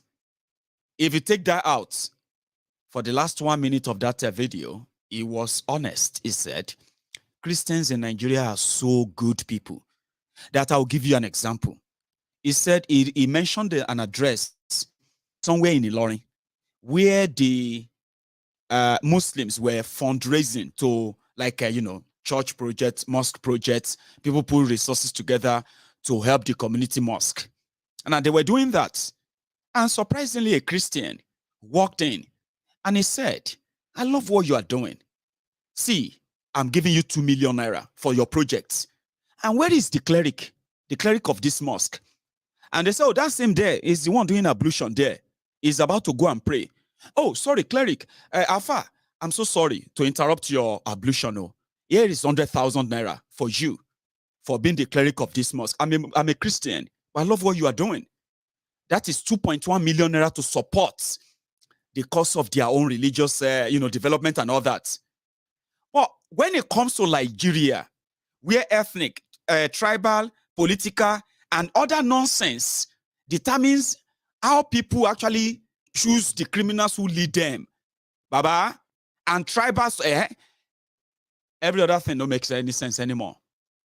If they have to kill you to prove to you that they are superior, in the name of Allah, in the name of Muhammad, in the name of anything that they don't even believe in, bunch of hypocrites, they will do it without thinking twice. And they will feel comfortable, relaxed, that they just killed some bunch of infidels for somebody like that afar. And I can tell you this for free of charge. No be all Muslims are like that. Oh, sure, you get me now? Seriously. But you see, in Nigeria, with that fanaticism in your brain, that is what proves that you are a real Muslim. Everything else, you are just trying to be nice to the infidels who are non-Muslims. Do you understand? And like I told you, all politics, for those who are smart enough to know. So let's go back to what the Christian associations of Nigeria demanded from Kolu. Something they have a list. And what did Atiku say about that? Education. People giving birth to children they can't take care of. And turning them and making them the available tools for terrorists, recruitment, and the rest of that. A sort of a broken up Nigeria where everybody is handling their own affair will put an end completely to that. What they told Bukwari once again. What they told Tinubu again. The list. That will address the crisis of development in Nigeria as follows in point forms. 1. Creation of state police or fully decentralized police authority. 2. Clear and unambiguous religious neutrality of the Nigerian state. 3. Enforcement of fundamental rights of all Christians, including economic and social rights. 4. Restructuring to decentralize governance. 5. Equitable and enforceable sharing of executive positions. 6. Ethnic and religious representation in military and security agencies. 7. Self-determination for all Nigerian people. 8. No to RUGA, yes to ranching. 9. Education and free healthcare to all Nigerians, including the almajiris. 10. No open grazing, rather modernization of animal husbandry. Finally, 11, local control of local economy, including waters, rivers, and forests. In conclusion, the Christian community in Nigeria is worried that Nigeria is lurching towards complete state failure. We are worried that disorientation in public leadership makes this a self-fulfilling prophecy. But we are reassured by the words of the scripture that whenever a people recognize. Those are their demands. I'll tell you, I'll show you what Atiku's responses on some of those stuffs were. And then just before we take calls, okay, we're going to take some few calls tonight. Somebody said, I know they hear Yoruba Nation now anymore. And then they put LOL. Now, when people tell you that on Maiyegun's diary Politico, do not fall for it. Are you with me? Do not fall to the point where you become defensive. Do not. I'll tell you this. When Nigeria, under APC, Egbekegbe, decided to start killing the indigenous people for demanding for self-defense, defending themselves against the Fulani terrorists. The people who actually wishes that Nigeria will kill you for demanding for that self-defense.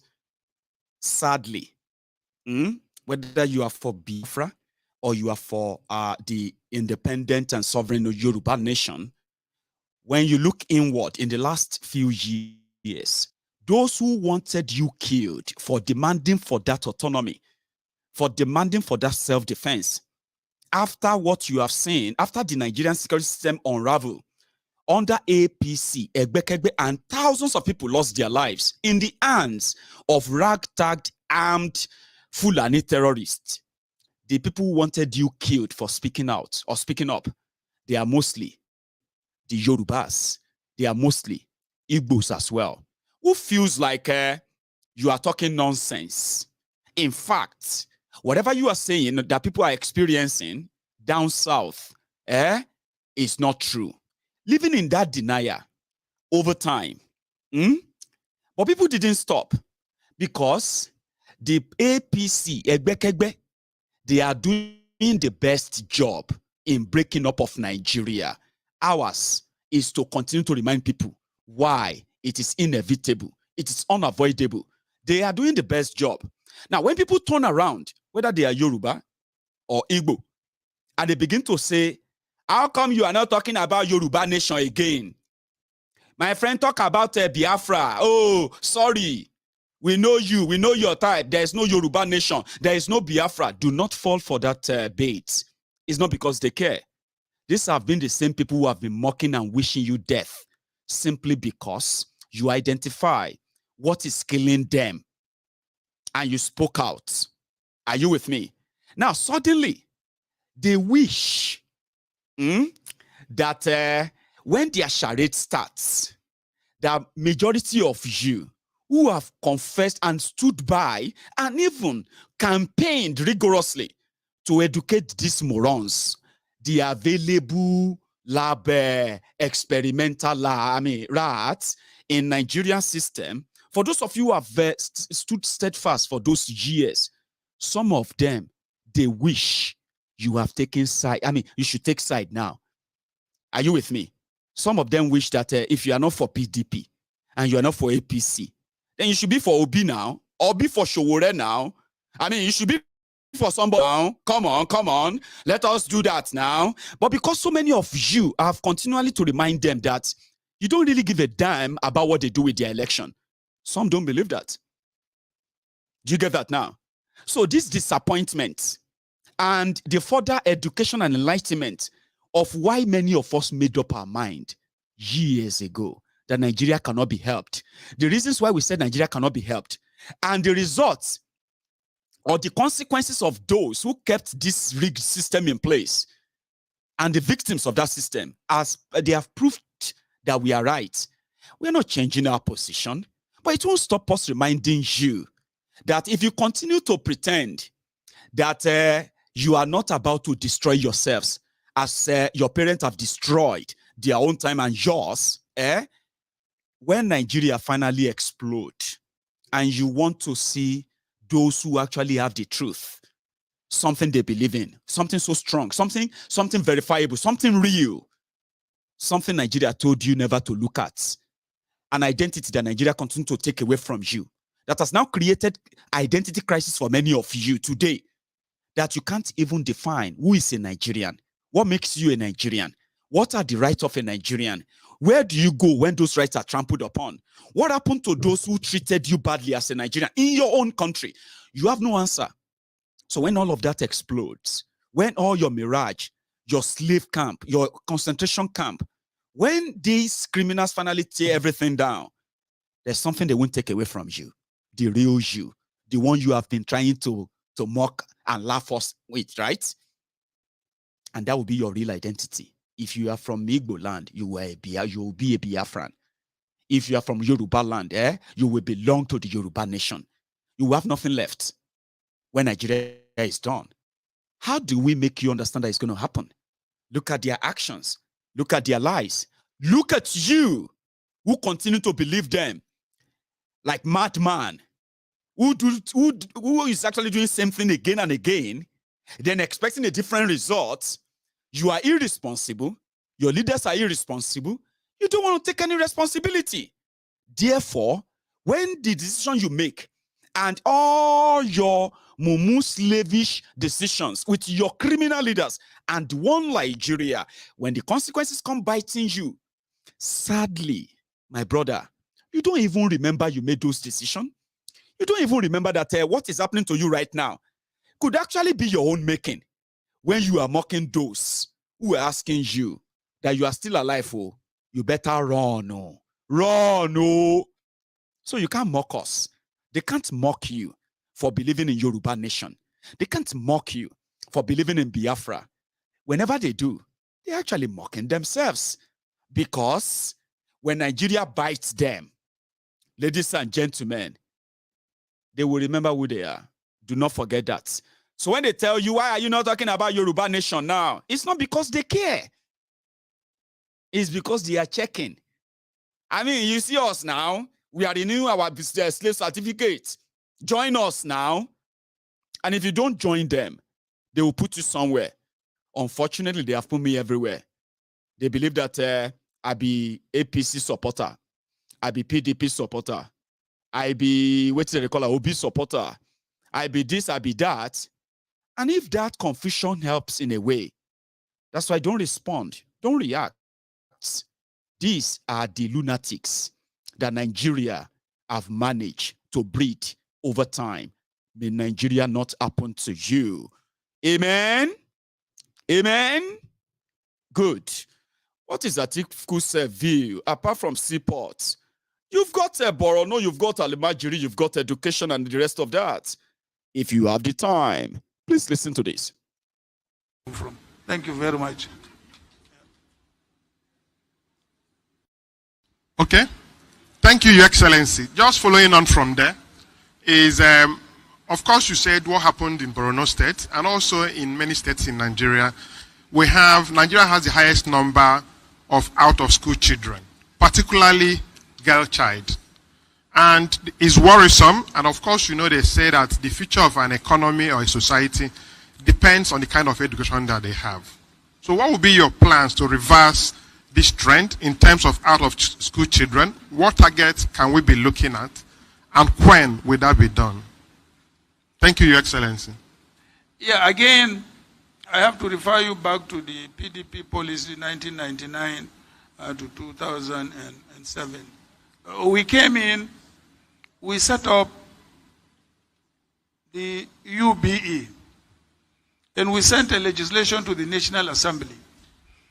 In the UBE law, we introduced education tax Many Nigerians are paying education tax, you may not know. And we said every child is entitled to free education from primary up to secondary school. And we were sending this money to the states and local governments. When we send this money or these funds, the states and the local governments don't provide the education. I was invited by the Nigerian Senate to go and address them on this issue and said, okay, they asked me, okay, if you have the opportunity to come back, how will you make sure that the states or some of the states that don't implement that policy? I said, well, there is a monitoring department in the UB. If we identify a state not utilizing the funds to provide education, we will intervene directly. I will ask for an amendment to intervene directly to provide that free education at all levels. I just came back from Jigawa, and I was driving from Jigawa up to Hadeja, maybe about 2.5 hours drive. And every village I passed, I will look at my ADC, I will look at my chief security officer. I said, did you see any school? They will say, no, we didn't see any school. I think we only cited 1 or 2 schools. It's a drive of about, and along the road, there are all villages. So we believe that the money we collect as education tax and we remit to the states and the local governments are not being utilized to provide that free education we insisted should be provided to every child of school age in the country. This is a very, very fundamental issue that I will make sure we implement if we have the opportunity. Okay, thank you, Your Excellency. The next question, because of time, is that, of course, you know what is going on in the electricity sector. For us, for the private sector to do well, there are big issues with our power sector. So I remember, of course, you remember also what you and General Obasanjo did in the power sector when you came in. Now we have the GENCOs, we have Transmission Company of Nigeria, and we have the DISCOs. We are told that the installed capacity is below 20,000 megawatts. But what we are getting, what is being weighed, is about less than 5,000. For private sector to do well and to contribute very well, they need power. What will you do in the power sector? And particularly, if you're going to invest more money into it, where would the money come from? Thank you, Your Excellency. Well, you know, as a government, there are many avenues to get more money in terms of revenue. But coming specifically to the power sector, unfortunately, I disagreed with my boss during our tenure. I advocated for a diversified power generation system. My boss wanted a generation system based solely on gas. I said, we will get to that level, but for us to provide electricity supply, I invited PwC as then chairman of the BP. I said, PwC, go around this country, tell me how we could produce enough electricity before we leave office. PwC went around the whole of this country, gave me a report, how we could diversify generation in particular. And I submitted the report to the president. And the president said, no, I believe only in gas. I said, we are not yet there yet. We will get to gas, but we are not there yet. Now we need electricity before we leave office. And according to that PwC report, by 2005, we would have generated enough electricity for all parts of this country based on a diversified generation system without even improving the transmission. Because the moment, of course, you concentrate generation at a particular point and you are generating such a very, very powerful this thing, you also have to upgrade your transmission the same. So in other words, the PwC report divided Nigeria into zones and identified in each zone the source of generation for each zone, so that without spending too much money on transmission, you could generate enough electricity for a zone where there would be electricity everywhere. But we disagreed, and I withdrew from that, from the implementation of that program, and that program failed. So I still believe that before we go to our full gas potential, we may still have to look at the PwC report, or we may have to ask them and say, look, come in. Because by that their report, by 2005, we would have been self-sufficient in generation before we even left office. But unfortunately, we did not implement that report, and this is where we are today. Me, I believe in that report. I can get that report updated by PwC and see how we can implement to make sure that we get enough electricity in the short, medium term before we. No, Atiku. We don't need any report. Just let us and join us in discussing how can we break up Nigeria. People can generate their own electricity themselves. Because in Nigeria, right, it's a system of robbing Peter to pay Paul. And if you listen to him very well, it simply means that he once had a very, very total control over Nigeria's system as the vice president to Obasanjo. And you could hear him. He's speaking from experience of, it's like somebody who will be like, oh, I wish I did that. This is not somebody who was like, oh, my president didn't approve it. He had all it took, or all it takes at the time to actually get so many things done. So personally, it's feeling like, oh, I wish we did it that time. Hello, Atiku.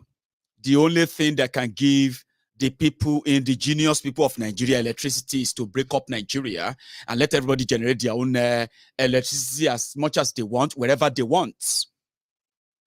Anyway, I have more to share with you from Atiku and then all that. But the bottom line is that for those who are really, really politically updated, people who are so politically involved, talking about those who knows more about politics everywhere, conversation like that with Atiku, right? And even with any of them, because whether we support them or not, right? If they do their charade election, you're going to end up with any of them. And guess what? Whatever they do, will affect every one of us as well.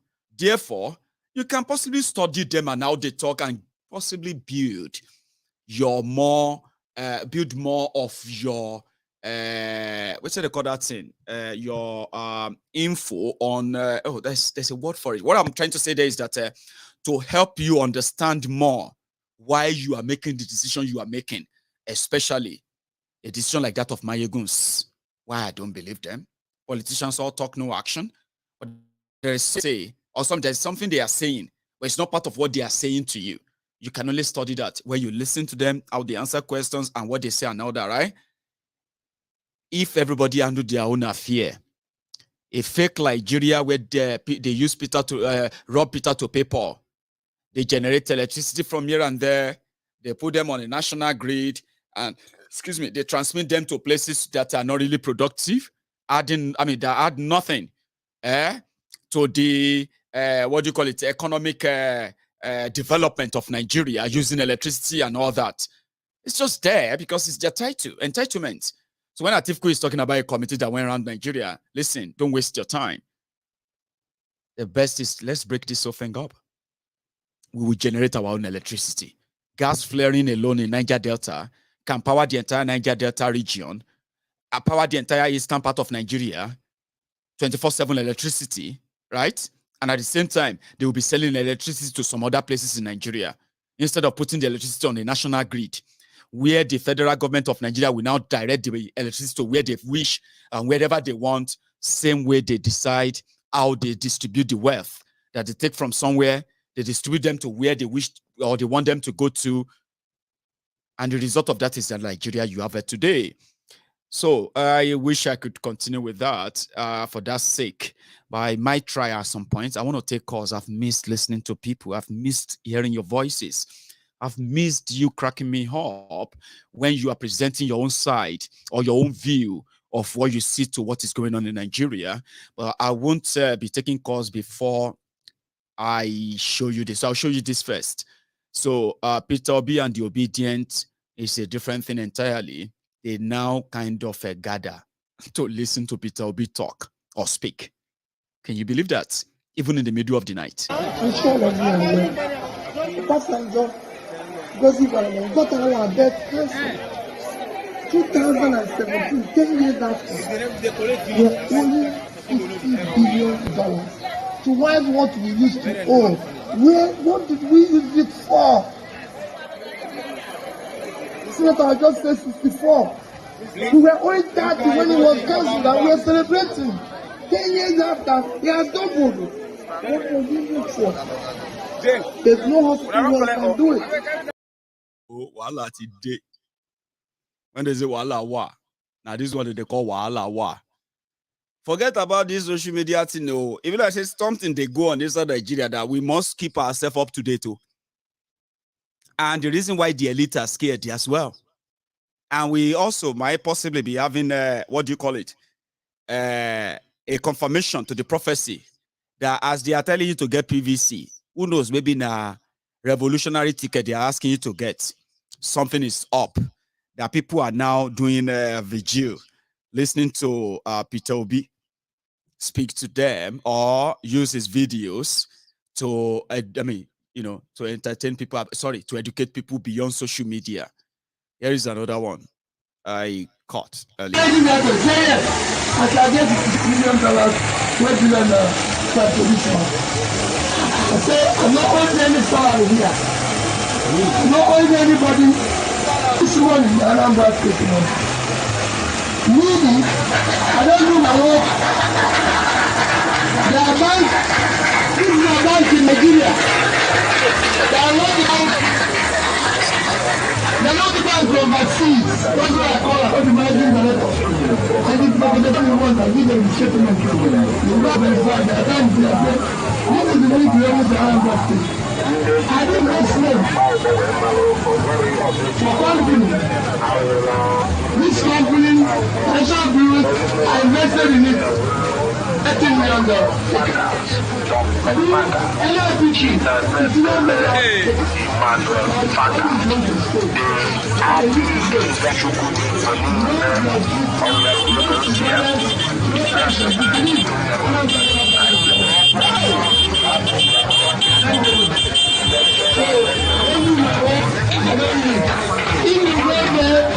I don't own any piece of land in Anambra. So for me, I've done my work in Anambra. When I came, we were number 26 in Maiyegun. 26, 27. That's it. So my priority is to develop Anambra along the line where the government be. They get to where they measure development. I make that development, they measure what they call human development index. HDI. And it's a very simple thing. They call it statistical record of life expectancy, which is health, education, and what they call per capita income, which is pulling people out of poverty. Look at that. Somebody said, we're only number. Me, I'm going to be the referee. When waiting that they cook for Nigeria. It will say they are cooking something for the elite in Nigeria. And it could be like say the elite, the political class, the ones that are chasing everybody away, killing everybody that is opposed to them, hunting down the self-determination groups and the rest, setting them up and gaslighting them. It be like say this Obi the Obidient, waiting then they cook be like Politicians have been cooking for all of us for years. And everybody don't they chop them like that. The shege. You know, they chop the shege, the shakpa, the shege, everything. Our leaders are now from generation to generation, everybody they cry. But it can't be like say, waiting these people they cook. That they want to serve the elite. The elite no go fit finish them. Remember when they said that when the poor have nothing to eat anymore, they will begin to eat the rich. And if you think that video was from Eastern Nigeria, then you probably have no idea what is still happening around you. My job is to let you know, even if you live in denial of it, so that you don't come, to let you know what is happening. So that even if you come back later and say, I'm so surprised. This one is right there inside Lagos. About 5 minutes time we go open telephone line and people waiting for studio go check mark, but you have 5 minutes. So the depends on the job. What am I trying to say? We need to cut the wastages. It's too much. Wastages. It's too much. Government is not a social center. Government is not a restaurant. Because people say, oh, Peter, they say, can we come and have a drink? No.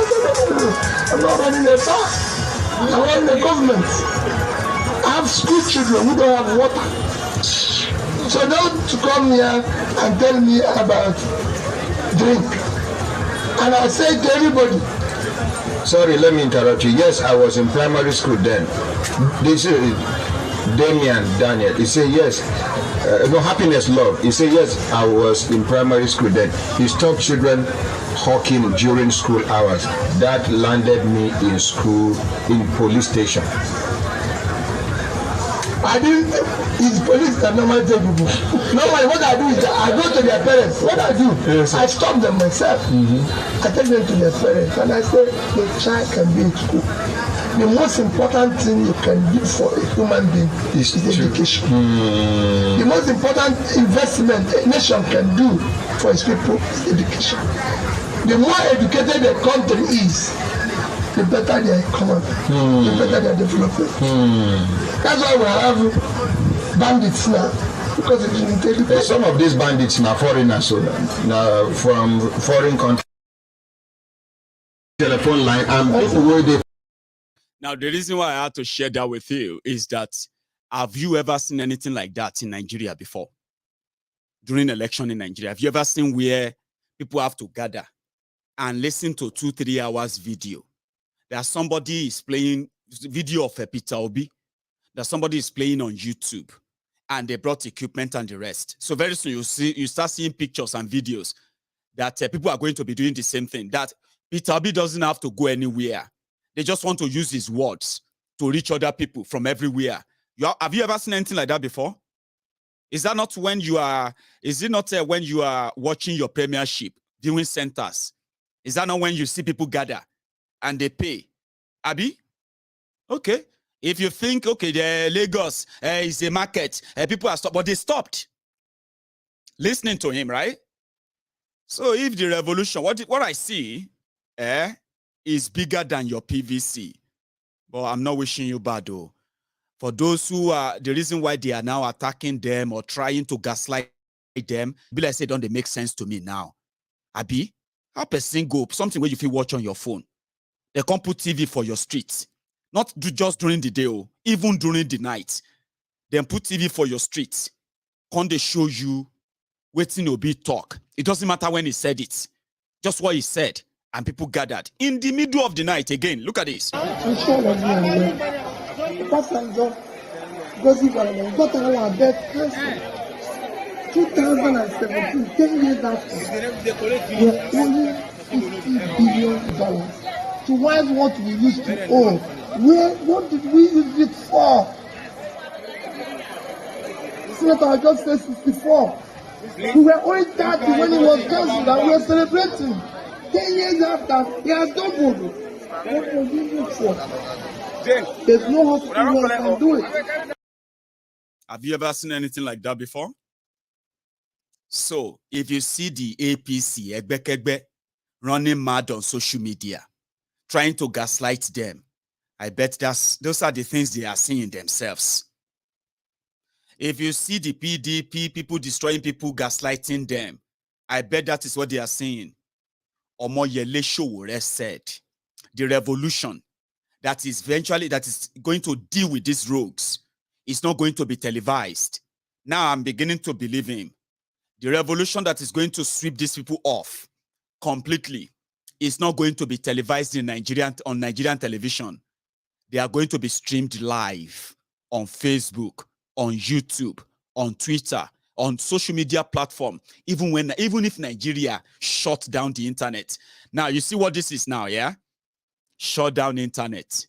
People will download videos and they will show others what is going on all over Nigeria. Updates. They don't need to play from YouTube.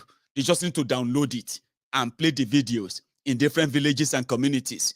What is coming for this, what they have done to Nigeria and what is coming, should not just worry you. You are worried what is going to be the fate of Nigeria. The elite in Nigeria, if you are watching me right now, you should be worried too. How is this going to end? I don't see a precedent. I see multiple countries. And I stand to be corrected. I'll take one or two calls, save us some time. Make I just hear your voice. To everybody who is asking about what is the update on Yoruba Nation and all of you. Sorry, my caller, hang on there for me for 1 minute. Please, 1 minute. I have an information to share. To everybody who is asking, or if you are really interested in helping us to spread the advocacy, the education, the enlightenment about why Yorubas should please stop investing their time in trying to save Nigeria or trying to lead Nigeria because some criminals from Yoruba land want you to believe that it is your turn. If you want to be part of us, we have dedicated our time, our resources in educating the grassroots, the people themselves. Now, Princess, I know you are watching, okay? Now, you have this publicity stuff in your hand right now. We have this sticker, by the way, and this sticker can go places.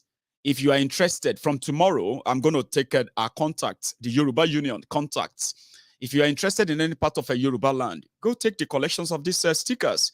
They have the similar message, reminding the Yorubas that no matter what you do, no matter what they tell you they want to do, until you demand for Yoruba nation, collectively and genuinely, we will remain in the bondage of one Nigeria. And none of us is spared. None of us.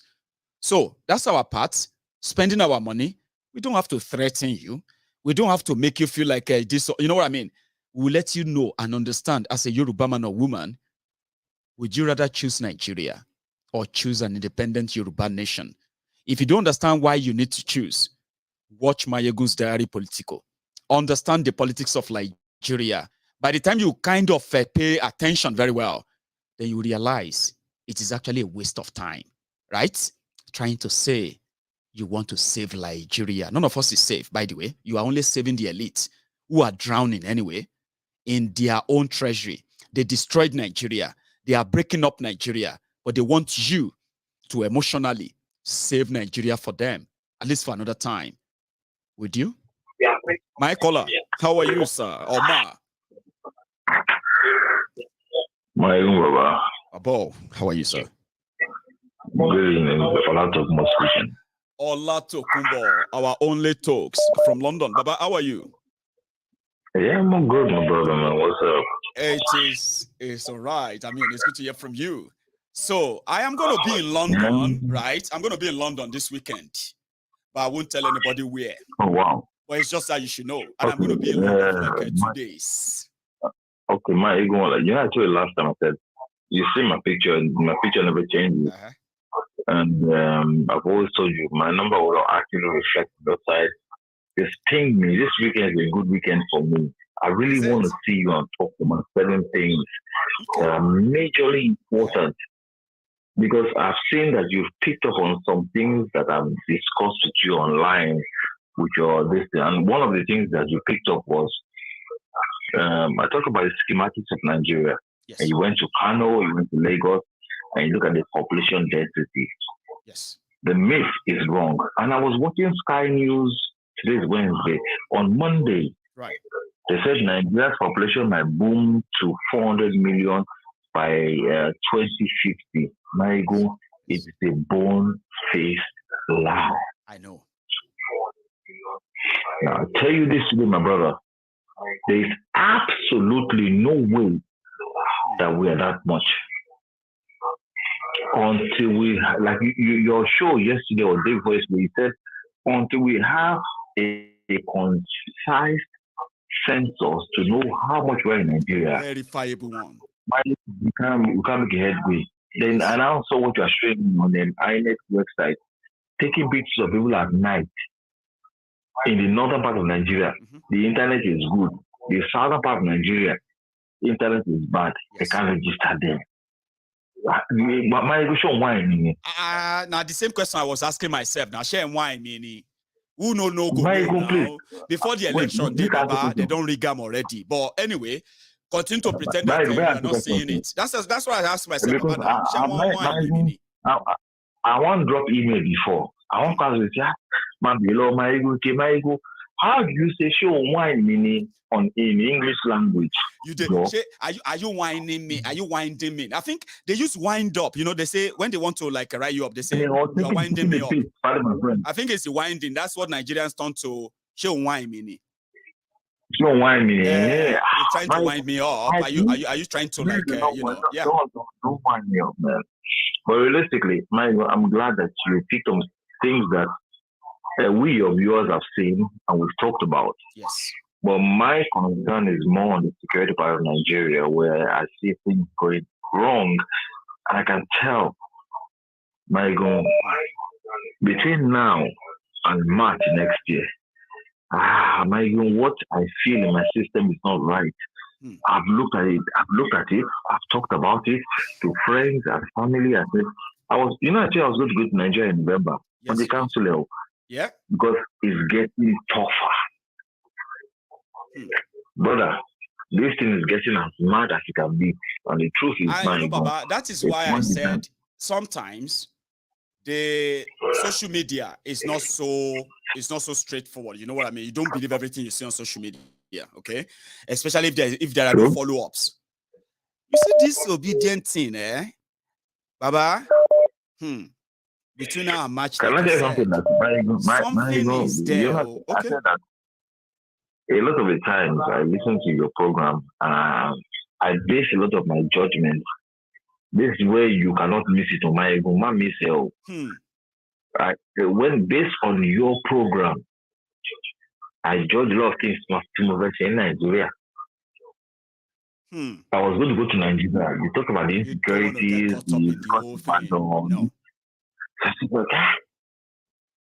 God forbid that Maiyegun use my own story on his program.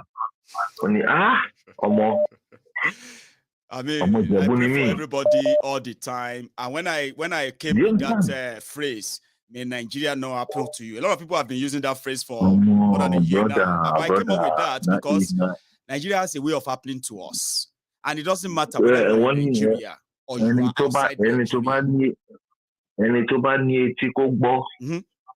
If you get here, make me here.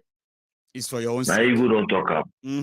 Where you get your recipes from, I don't know. I don't need to know. But when I see things, I tell myself, Maiyegun is telling you the truth. Listen to him. Act on it. And deliver yourself from this madness. And at least do yourself a favor. Don't pretend you didn't hear it. Yes, sir. I keep telling myself, please don't pretend you didn't hear what Maiyegun said. And then you want to create an alternative reality. If anything happened to you, I will use your story as a lecture for other people. No hard. And Maiyegun, there's one thing else I picked up. Yes, sir. Can I just? This is off the record. I know people are hearing you tonight. A lot of people are hearing us. Okay, go on. It's based on Princess Balogun. I dropped a fact that I went to Federal Government College of Dubolu, partly of Dubolu, and Princess sang my school song or our school song. I'm not sure whether Princess went to Dubolu herself or not. But Maiyegun is off the record. She sang the song and I shot later. And I was there for 6 years. And Maiyegun, Odubolu is a brilliant town. And I tell you, Maiyegun, what you have in Yoruba land are more Maiyegun. Oh, I look at some backgrounds when I go out to what's it called, to Shagamu and Ijebu-Ode, and I look at the background. Ijebu-Ode, Ososa, Okunwa, Imodimoso. My brother, don't know that. Don't know that. Talks, Baba. Boya Mamura in London. If I am lucky, yeah, maybe I'll be lucky to see you. Okay, so my number me. I can't promise. That's the problem. I know. You know what I would do, right? Usually, right? When I'm traveling to London like that, I usually get people to have an idea on my Facebook. On my trip this time around, I'm going to share everything on YouTube. So you'll be following. You'll see me go live, right? And you'll be like, that's Maiyegun coming now. Then you see me go live again, and you'll be like, he's in London now. Then if you now reach out, obviously we're going to reach out, okay? And guess what, Baba, I keep telling people, okay, I will need something then to bat show off, it should come outside and come and say, you, this Maiyegun, to back pada lori no sori bed lale ojo yen ní London ní UK yìí o a jẹ́ pé ní o ní agbára kan tí mi ò tí like díẹ̀ baba brother kò ságbára tí wọ́n máa mú ẹdúró de ọlọ́pàá ni ẹ sà wọ́n máa mú ẹdúró mo sọ fún mo ní pé mo ní wọ́n máa mú ẹdúró de ọlọ́pàá ni luckily wọ́n ti lu ẹ nínú tó bá ṣe lè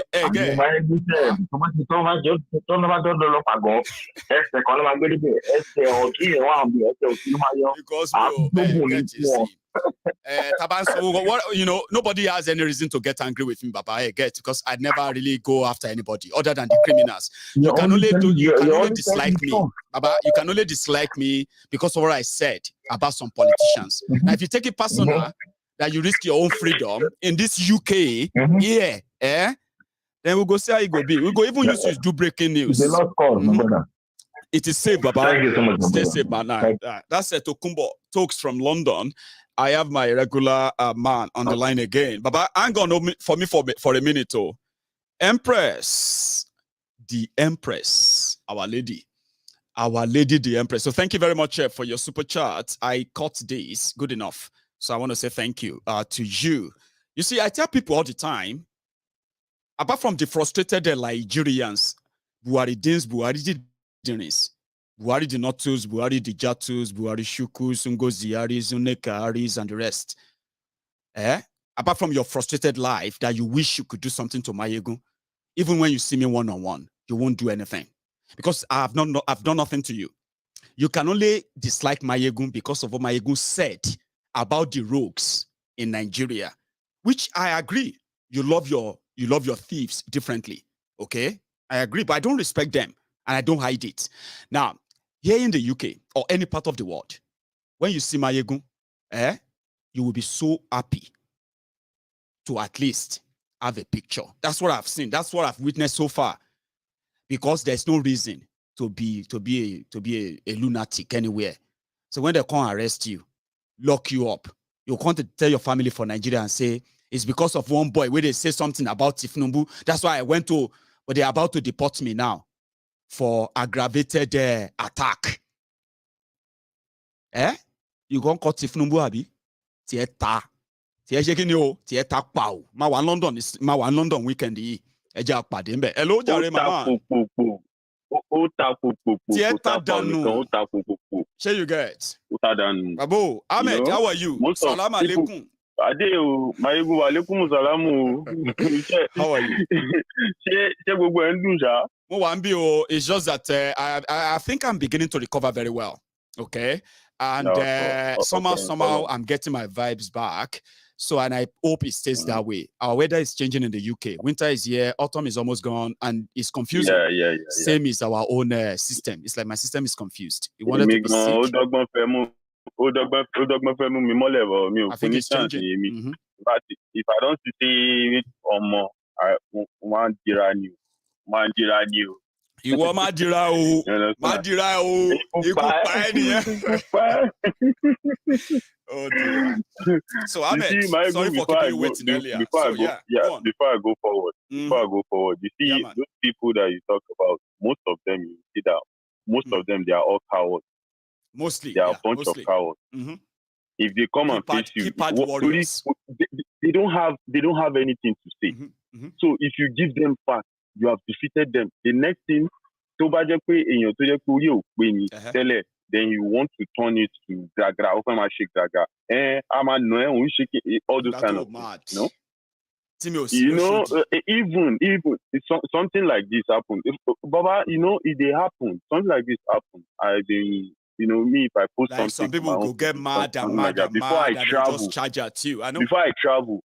No, most of the people they respect, as in one my first sort of one if he insults but the way touch him out of you can insult them, but would you expect so that because he knows you have access to him, you understand? You have access to him. There are some that you don't have access to. So there is this one guy, he was bold enough to tell me shit. I said, okay, no wala.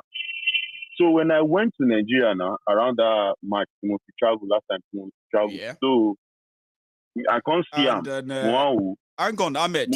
I'm so sorry. You're going to tell me that story, okay? I need to quickly do something in order for me to still be with you while you speak, okay? Now, stay on the line just for a minute. It's not going to be a minute. Less than a minute, okay? Don't go anywhere. Just stay there, my brother.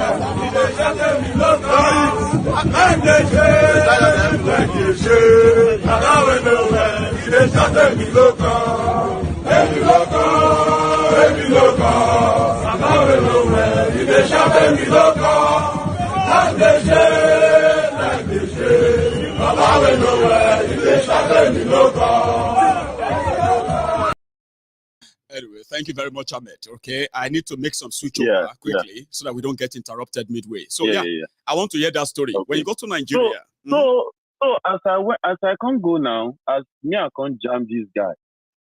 As in me, I don't even forget but the thing can't come back. Say this guy been talk one nonsense like that. We be say I know say normal face to face, like face to face, you know, be say to my face. Face to face, go talk him. So I can't like me na me best start the thing we can't stand the talk. So I think come around that side. He no quick see me, he no notice me because I change my look, that kind of thing. So we don't taste more. So as I can't stand, I can't talk. Now I can't like talk indirectly to them. Yeah. So making understand, I can't they insult the Buhari more and more. People they laugh because most of them around there they don't understand within the soft. So I can't they insult that Buhari because my person say if he insult Buhari, he go oh my Banoje. One expect make this guy talk.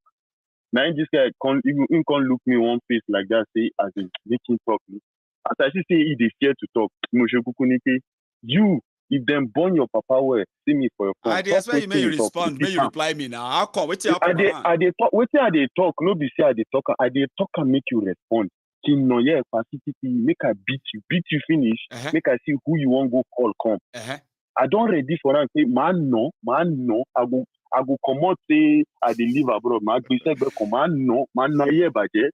I'll come if not to call police, I'll call their own police. They go arrest them. They go still pick them up. They will only send family to you and say, sorry, Ahmed. Sorry, say that happened. We are very sorry. And there will be nobody. There will be no politician.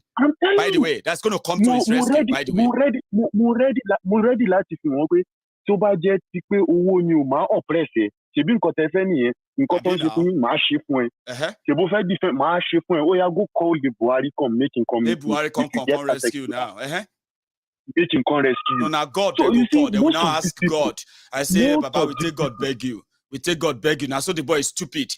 We don't even know his problem with APC. We don't know his this thing because his problem is that he doesn't even get anything. He's suffering. He's this and that. You'll be like, see him.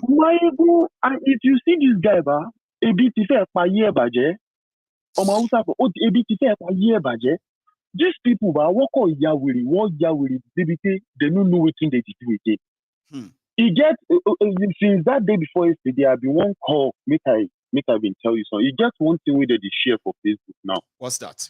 As in from northern part of Nigeria. You see, something I used to say is, if we are as we Yorubas that we are trying to go, you as Maiyegun General, you are enlightening the Yoruba. Yes. You are enlightening, in short, you are enlightening everybody. I believe. But there is, yes, but you know, I feel like the message, if the message sinks more into the northerners, if there is a way we find and it sinks more inside them, only one they will understand, because there is a message he was sharing. Someone just shared that message, and I came across that message. They were saying in outside, they said Muna Luadi, Muna Chacha, Muna. They named all different kind of things. Luadi, like we are doing homosexual, we are playing gambling, we are doing every kind of shit, every kind of things, like Nigeria. Things, bad things you can. No, like in Nigeria that you can imagine, as in all sorts of bad things. So we are now expecting, and at every shot we will insult Buhari, that Buhari has failed, Buhari has this, Buhari has that. Ahmed, wait. Let's get the message again. Yeah. Okay. They have a message on Facebook, and in that message, they type it in Hausa that Nigerians are fornicating, Nigerians are corrupt, Nigerians are liars, they are corrupt, they are lying, they cheat, they do riba, they insult the prophet, they burn the Quran, they do this. So when that person, that's the reason why Nigeria is not working, but they blame Buhari. That is the reason they blame Buhari. So when I saw that message, then at the end, the guy now said, Allah esa mugani, Allah kauman elki. That means make God come help them. You understand? So as I can't climb on top that message, me as I be type Hausa no be small. I can't begin type am, give am say, after all these things where you live, now still same una. Now una go follow those people where they say all those things where you live. Now them they do them. If you talk of homosexual, now una politician where you they call Allah, they go follow na them. If you call of stealing, na them. If you call anything, all the things cover up of crime, na them. Conspiracy to make you poor, na them. Economic sabotage, na them. Insecurity, so na them. Go on. Na them. I can't say me where you they see where they reply you. Now brother they live. For America here, you for that north, you go look Americans, you go look Oyinbo, you go call them Kafri army. Abi, but that Kafri, that army where you they call, he no human rights. Very much. He no go live in citizen, make KB fair. He no go live am. No. He no go live and make road no good. He they give in citizen life. Those people where they call army, where they call them Kafri, because if they call army now non-believer for us, army non-believer. You understand?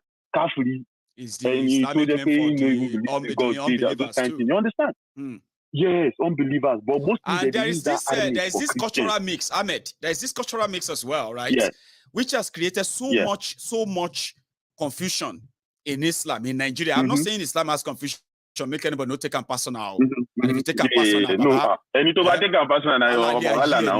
it's not my thing. So don't misquote me, okay? But what I'm trying to say here is this.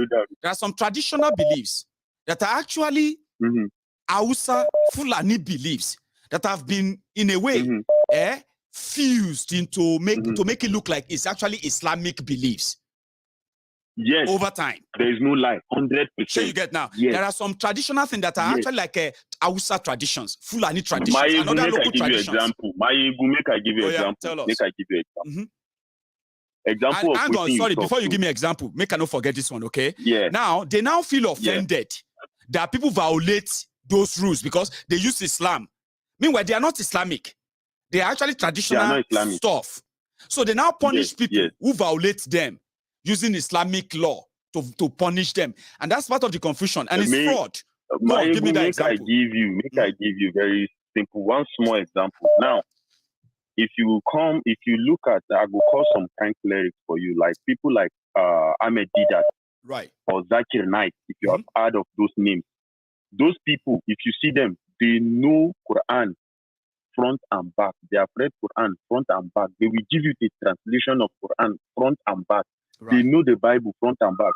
But these people, they don't put on long dresses. They put on their just coats and their all those small mala hats. No be so? Yeah, the small. If you go northern Nigeria, if you go northern Nigeria, if you wear shirt and trouser, they go tell you say you know if you lead prayer because you know we wear long dress. Islamically, They just want you to cover your body from your or up to your elbow. Then your knee should be covered before you can lead, and you can lead prayer. Prayer leading does not say your dress. It says you have to put a whole bed sheet over your how head learned to prove yes, that yes, you carry how Quran for learned head. yeah, how learned you are is the only reason that can make you to lead the prayer. And now your but understanding you of the Quran. You go see them if you know if you know wear long dress, carry those kind of things, not for head. You never reach Mala reach. You understand? You never reach to. So and that thing is their tradition. It is not part of Islam. It's not Islam. So those are the things that they are fused. Yes, that is a very simple thing they are fusing. Is a tradition of Arab, they wear long dress. Tradition of some houses they wear, but Islam itself does not say until you wear long dress, long robe before you can lead prayer. Nowhere that they said so. They just say cover from your elbow from your shoulder to your elbow. And they can the clothes you are wearing people. should not be revealing. They can and your kill knee. people who says no, you don't need that thing, and they begin to practice that they don't use what this you said. They can because they are saying they're going to say they are misleading Islam. They can kill them, and that's their own interpretation of Islam. And it's sad. You see, they also bring some kind of things that they say when they say, oh, they say if you insult the prophet, it is said in the Quran that people I see people pulling up all different kind of things. But you know, even during the prophet time, the prophet was called Al-Amin. Al-Amin means the trustworthy. Yes. And the people who gave him that name are the Jewish and the Christians of that time.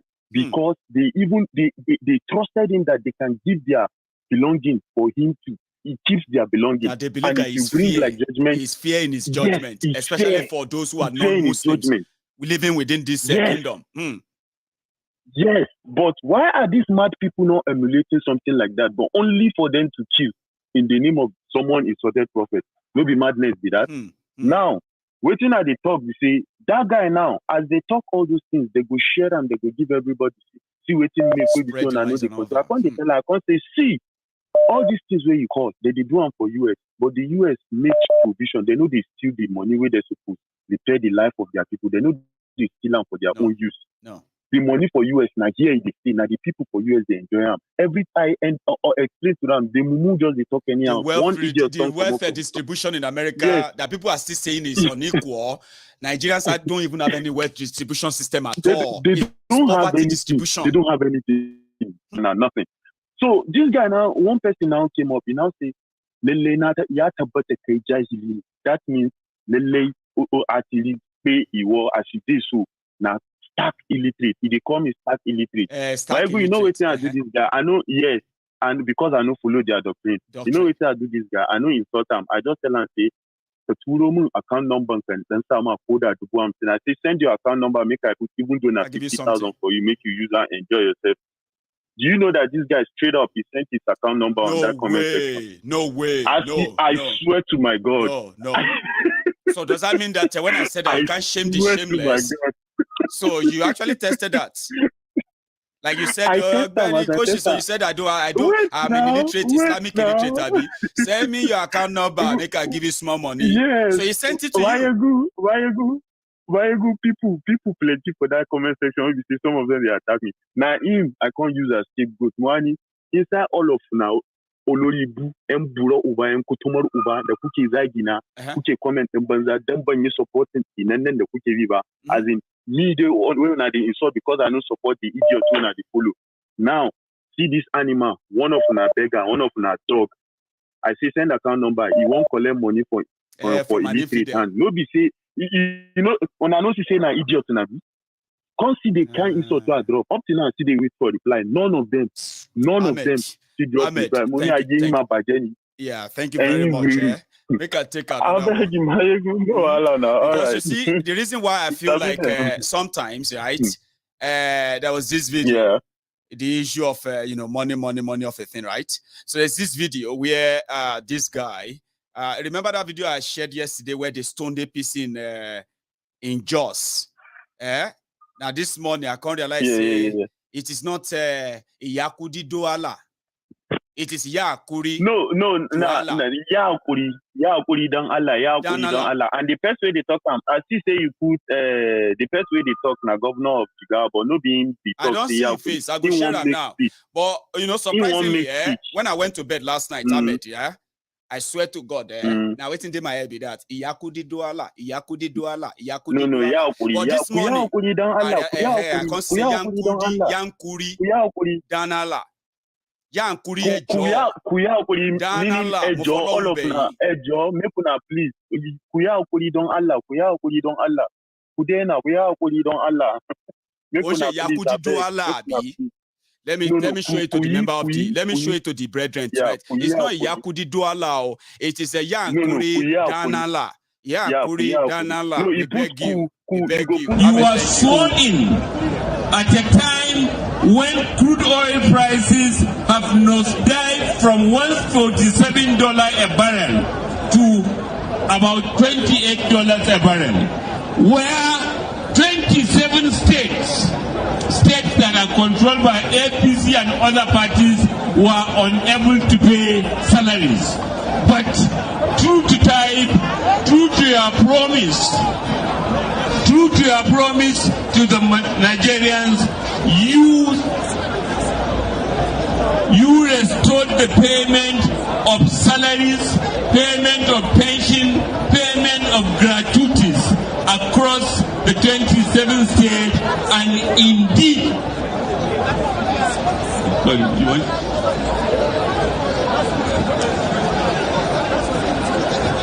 hello, mai kauna Allah da annabi ya daina.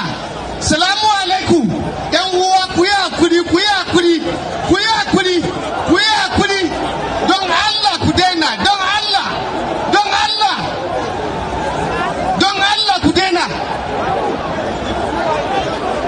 don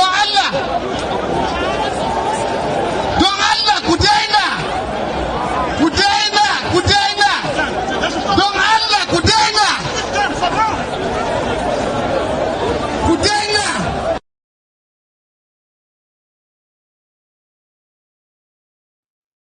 Sorry, guys. Yeah. So it's clearer that way. Yesterday, I thought they were saying Yakudi Douala, Yakudi Douala, Yakudi Douala. And in Yoruba, it's a different meaning. What they are actually saying is that Yankuri Danala. Yankuris, please, don't be angry. Don't be angry. Yankuri, Douala, Danala. In the name of God. In the name of God. Well, I'm a Yoruba man. Now, different thing where they hear. Yakudi Douala, as in you get. But we thank God that Ahmed was here tonight. And before Ahmed even explained that to us, I have already figured that out myself. And I've corrected myself. And I realized that it's not Yakudi Douala.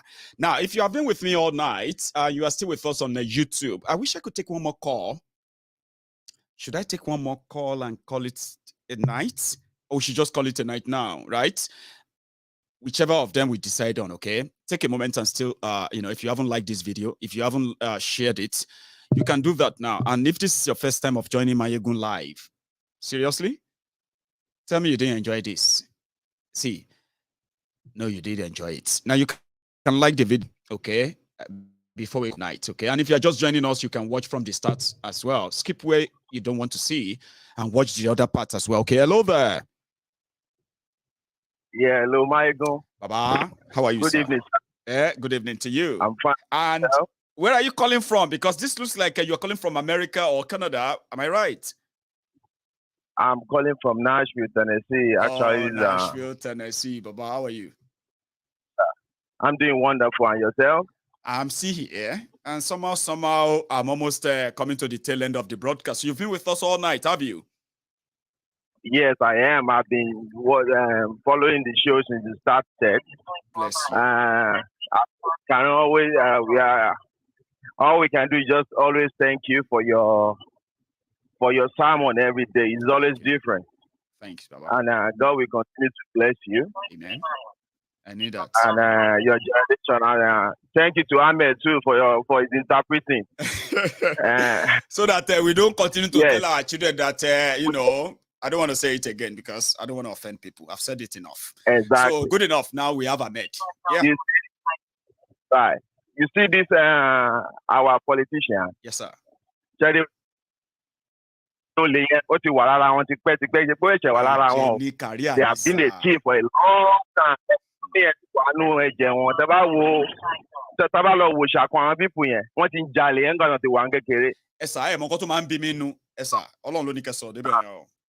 I will say this in English again, okay? But right. Can you master for and not respect àwọn olè nítorí wọ́n ti dàgbà. Taba sọ pé I respect wọn, wọ́n á máa bè lọ́yìn pé ṣá àlágbà ń lé ni. Ṣé lom training ni. Why tó ṣe máa sọ ṣàgbàlagbà bẹ́yìn á ṣe Yorùbá. Mo nǹkan tí mo máa ń rò ní pé ẹ̀sà. Ẹ jẹ́ ká gbà pé mi ò ní home training láti respect olè. Bóyá àgbàlagbà bóyá ọmọdé. Ṣé get in sin. Ẹ̀sà ta ló train àwọn people tó ń jí wa lówó tó ń pa wá yìí. Ṣé àwọn parent wọn náà ló train irú àwọn Tinubu yẹn kọjú lè? Ṣé àwọn ló train irú àwọn Atiku yìí kọjú lè? Àbáwọn ló train irú Boko Haram kó já pààyàn? Ta ni ó train àwọn? Tẹ bá blame àwọn apá ọ̀ ní respect fún wọn. Okay, àwọn tó táwọn náà dàgbà ńkọ́ ṣé nǹkan tí àwọn parent wọn tọ́ wọn lélẹ́yìí? To loot and kill? So if you wan blame me say I no get respect, then blame their parents who no raise responsible people. Their parents didn't raise responsible people. Go on. And to respect them, whoever the respect is going to kill, we definitely kill them. So that means you are looking at your oppressor. Because of restrict now, they keep oppressing you. Wọ́n ti jayé máa yé àwọn àgbàlagbà kan wà bẹ́ẹ̀ tẹ́ pé wọ́n ní respect àwọn wípé ṣé òun náà fẹ́ tá gbà. Ṣé òun náà respect àwa? Ṣé òun respect ara because you are òun mú kí n ṣe ti tèmi. Òun mú mọ́ ti tiẹ̀, ó wá ní kí n máa abuse ẹ̀. Well, the little we can do, we keep doing it. Just like you said in your message today, a lot is going on in Nigeria. A lot is going on in Nigeria. One way or the other, Kasala my boss. Either they do election, they do not do election. Either there's election holding in that country or there's no election. Or there's no everybody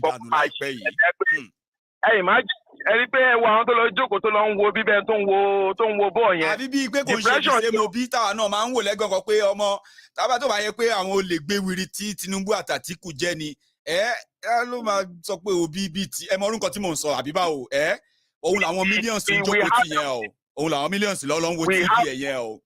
We had our election a ṣe governorship election and senatorial election ní state mi last week. Yeah, in Tennessee.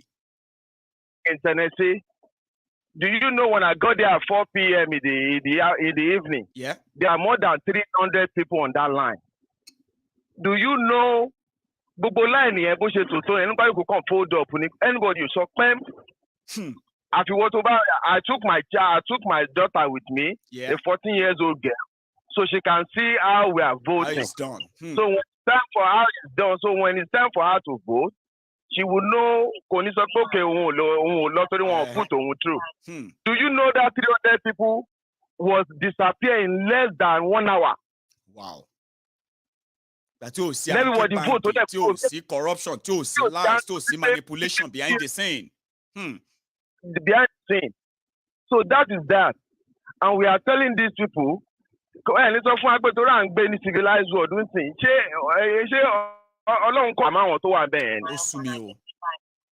so I was talking to a guy 2 days ago. The next talk about him, dollar Nigeria.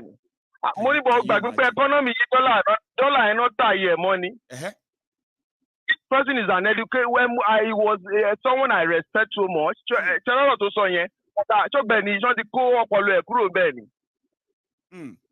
ó lè jẹ́ beneficiary nínú gbogbo rot yẹn ó lè máa ṣòṣèlú ó lè máa join anything but silently nínú rot system yẹn is a beneficiary. Baba? He's a beneficiary. Do you know why he's a beneficiary? This guy was calling me a few months ago that I should bring my own business name. He will send money to my account like what they've been doing at proxy. They call them proxy, yeah now. Money, ṣé ìwọ fẹ́ ṣe business pẹ̀? Ṣé mi ní business kan ti fẹ́ ṣe pẹ̀lú ẹ̀ ni? Ẹ kàn máa rórúkọ company yín ni, ẹ máa gbọ́.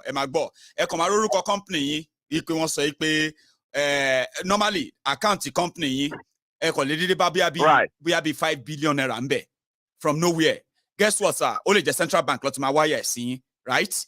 Now 5 billion tẹ̀rí yẹn, ó lè jẹ́ bóyá bí 50 million ló máa fún yín bẹ̀ tó máa fi sún yìí tó kù. Later lè máa mọ̀ yìí pé ibi tí 5 billion ti wá sàkáǹtì ẹ̀yìn yẹn contract tó fi gbà ó lé 100 billion ibi tí ìgbẹ́ máa gbọ̀n yín ogún máa mú yín ni pé tó bá lọ mú yín lẹ́ni time. Get àwọn ti fi yín gbowó yẹn lọ́dọ̀ táwọn kò sẹ́ni tó máa fi wọ́n ṣe anything tó bá tiẹ̀ mú wọn gan tọ́kọ́ handcuff sí wọn lọ́wọ́ kọ́ bọ̀ wọ́n ní san padà. But look at you who work all your life, built a business, and then you join them. Bó ṣe máa ń mú wọn mọ́ra nìyẹn. Maiyegun. Baba? If you look at Tinubu and Atiku and all these people, they just want to go there and siphon the little thing they have in there. Because it's their turn.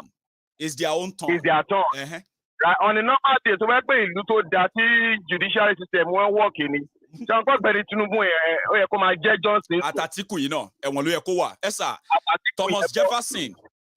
Ṣé mo gbà dáadáa ṣá? Kí ló kọ honorable àdúgbò yín yẹn?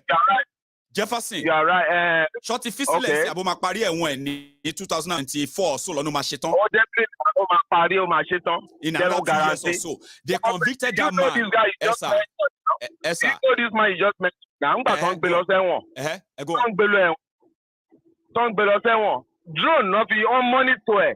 Ní dé pé wọ́n make sure pé wọ́n ti mọ́ gbàgà yẹn. Wọ́n fún láṣọ ẹ̀wọ̀n tó pọ̀. Ẹgẹ́. And now, Esa. Ẹgẹ́ sir, Esa. Asin wà lẹ́wọ̀n l'American sin for the past 8 or 7 years. Kí ló dé tó fi wà lẹ́wọ̀n? That's right. Ó gba bribe lọ́wọ́ company tó fẹ́ san bribe fún Atiku. Ibi tó rí ìjẹ́pẹ́ go on. Go ahead. I'm listening. Ṣé to understand sin? Now, story yẹn ni pé nǹkan tó gbé Jefferson dẹ́wọ̀n ni pé ó kàn jẹ́ middleman. He was just a middleman who collected bribe demanded by Atiku, right? Atiku demanded bribe from Siemens, right? Siemens were able to pass that bribe to Atiku's wife through Jefferson in the middle. Jefferson Shodume Walolai is serving a 10-year jail or so in America for that role. The day they arrested Jefferson, sir, that $100,000 that reached, and guess what, sir? Jefferson only collected $100,000 from the money. From $45 million bribe. $45 million bribe to your long. Yes, sir. Now, Jefferson that collected $100,000 as a middleman, serving 10 years, the day they arrested him, sir, that money, he couldn't take it to the bank. He couldn't even use it to buy anything. He had to stock the money inside his freezer. Yes, sir, inside his fridge. When they arrested him, he was so ashamed of himself. All his career, all his political activist career, all of that with Martin Luther King and all those human rights fighters in America then. Everything buried nítorí Atiku. Ẹ máa gbọ́, ẹ máa gbọ́. Now, Atiku tí ó gba bribe gangan ó fẹ́ ṣe president in Nigeria. Tell me that Nigeria is a place, it's a real place. It's unreal. Nigeria is a real place. It's just nothing but it's a zoo. It's not real. Just like we call it. It's not real at all. So go on. Are you still there? Oh, nothing there. Cherry around. Cherry, whatever you. Can you hear me? Loud and clear, sir. I continue. Hello? Yes, sir. Cherry, yes, sir. Look, our pastor, our fine, because they come and preach in sermon in mosque at church in every day. Oh, yes, sir. If you do that, but because of their own, you know the day I stopped going to mosque. You know the day I stopped going to mosque. There was one man beside my house. Imam. Shall America? No, Nigeria knew. I care. I didn't intend to steal, to be honest with you. Right.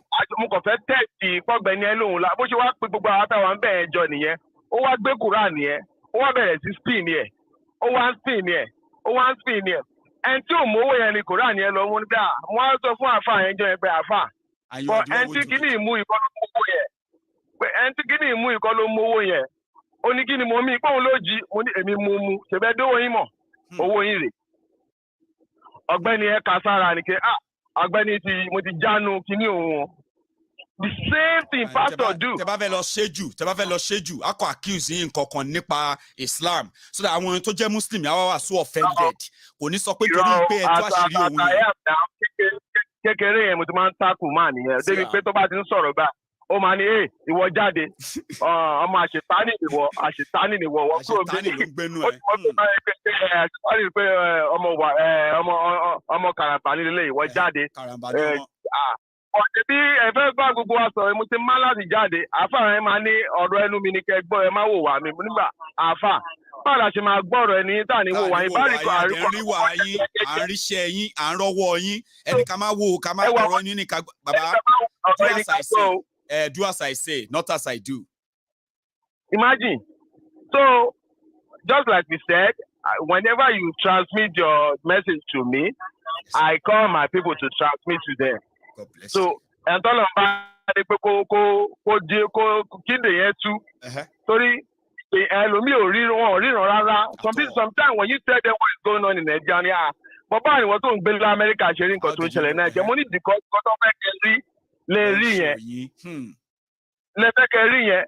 My area, I have to tie the road that leads from the main road, major road, to my house just because I want a better road for myself in Nigeria, in Lagos. You know, so then I now call one of my neighbors. But any chairman allowed to go in Abo chairman in Bay, one could be Korodu. Money, but at the same time, talk by Korodu, talk by Nibawa fair. Tó bá fẹ́ dìbò àwọn tó ń jẹyà ní Kòròdú yẹn ẹ máa gbọ́ àwọn tó wà Kòròdú tó ń sọ́fà yẹn àwọn ló máa campaign fún ẹ̀yẹn wá dé kẹ́ sọ pé why are you doing this ẹ máa dọ̀tá wọn ni wọ́n lè jo ilé yín tẹ́ sọ pé ẹ tá ọ̀nà dé yẹn wọ́n lè dáná sun wọn ẹni mi àwọn nìyí torí ẹ fẹ́ kí oppressor àwọn continue.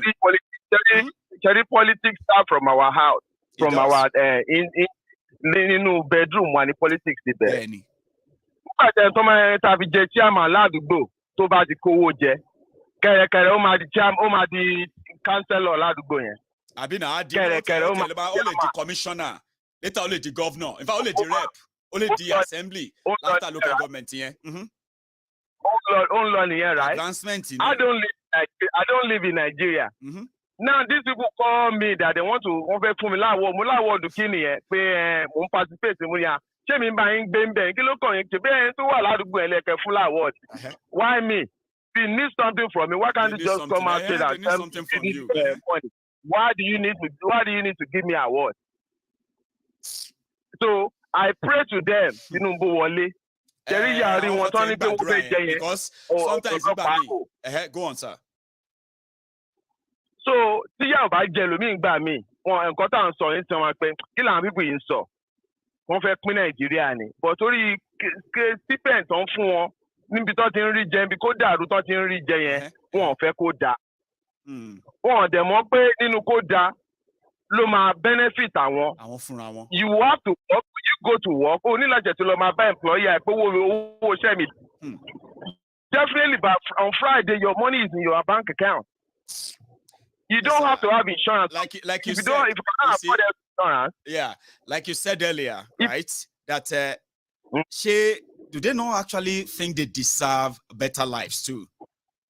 And the question that's the question, Esther. The answer is, I don't think people who don't even understand what good life means.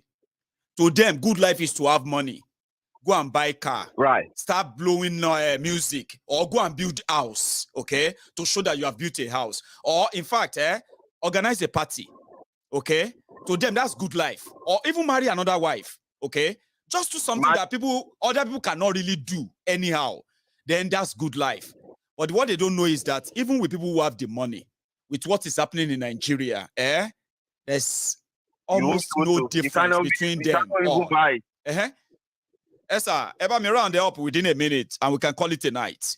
Well, Maiyegun, thank you for your time, and God will continue to bless you. I don't want to take much of it. There's a lot to talk about. It's a lot. That Nigeria, Nigeria is a show of shame. You always see different people with different attitudes. I was in Nigeria 3 weeks ago. Do you know I was just sitting there on my own? Yeah. From nowhere.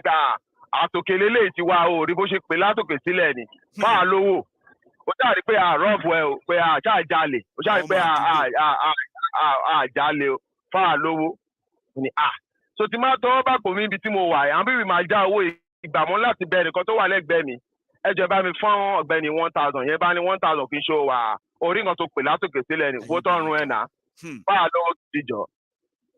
pé so definitely táwọn bíbí bá pàdé yín lálẹ́. wọn ní kọ́nà àwọn nǹkan tó ń rí lára yẹn àkọ́kọ́ gbà yẹn náà and this time around wọ́n lè kidnap yín gan kó fi gbà mọ́ owó the fact that you are from somewhere. Yeah.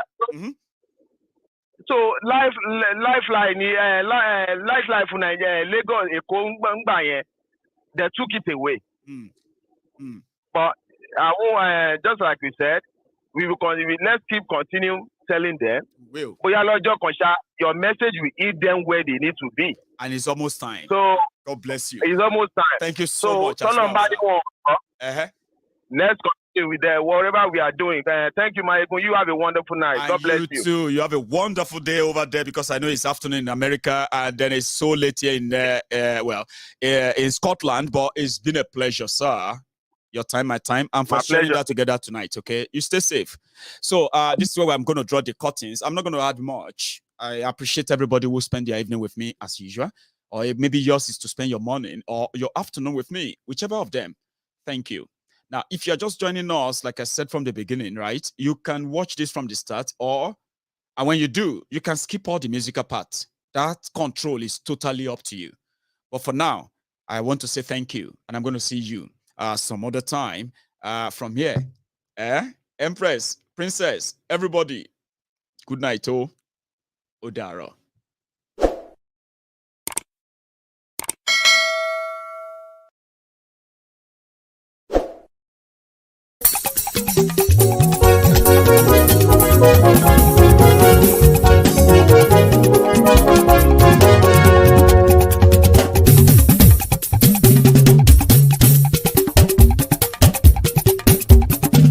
Maiyegun làwọn mọ̀ làmọ̀ tó dòdòdò. Maiyegun Diary, Maiyegun #1. Maiyegun làwọn mọ̀ làmọ̀ tó dòdòdò. Maiyegun Diary, Maiyegun #1. Maiyegun ti dé o ọ̀rẹ́ ará ìlú. Maiyegun Diary, Maiyegun #1. Lórí Facebook, lórí YouTube. Maiyegun Diary, Maiyegun #1. Gbogbo bó ṣe ń lọ ni Maiyegun já wa sí. Maiyegun Diary, Maiyegun #1. Àṣírí ọ̀jẹ̀lú kì í bò níbẹ̀ o. Maiyegun Diary, Maiyegun #1. Bó bá ṣe eré àní Maiyegun máa wí. Maiyegun Diary, Maiyegun #1. Ó sì tún ṣe eré wàá gbọ́ níbẹ̀ o. Maiyegun Diary, Maiyegun #1. Maiyegun Diary, Diary Politico. Maiyegun Diary, Maiyegun #1.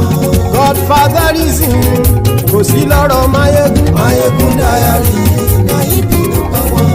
Ẹ farabalẹ̀ sẹ́ o kẹgọ́rọ̀ lẹ́nu o. Maiyegun Diary, Maiyegun #1. Àní Maiyegun làwa mọ̀ tó dòdòdò. Maiyegun Diary, Maiyegun #1.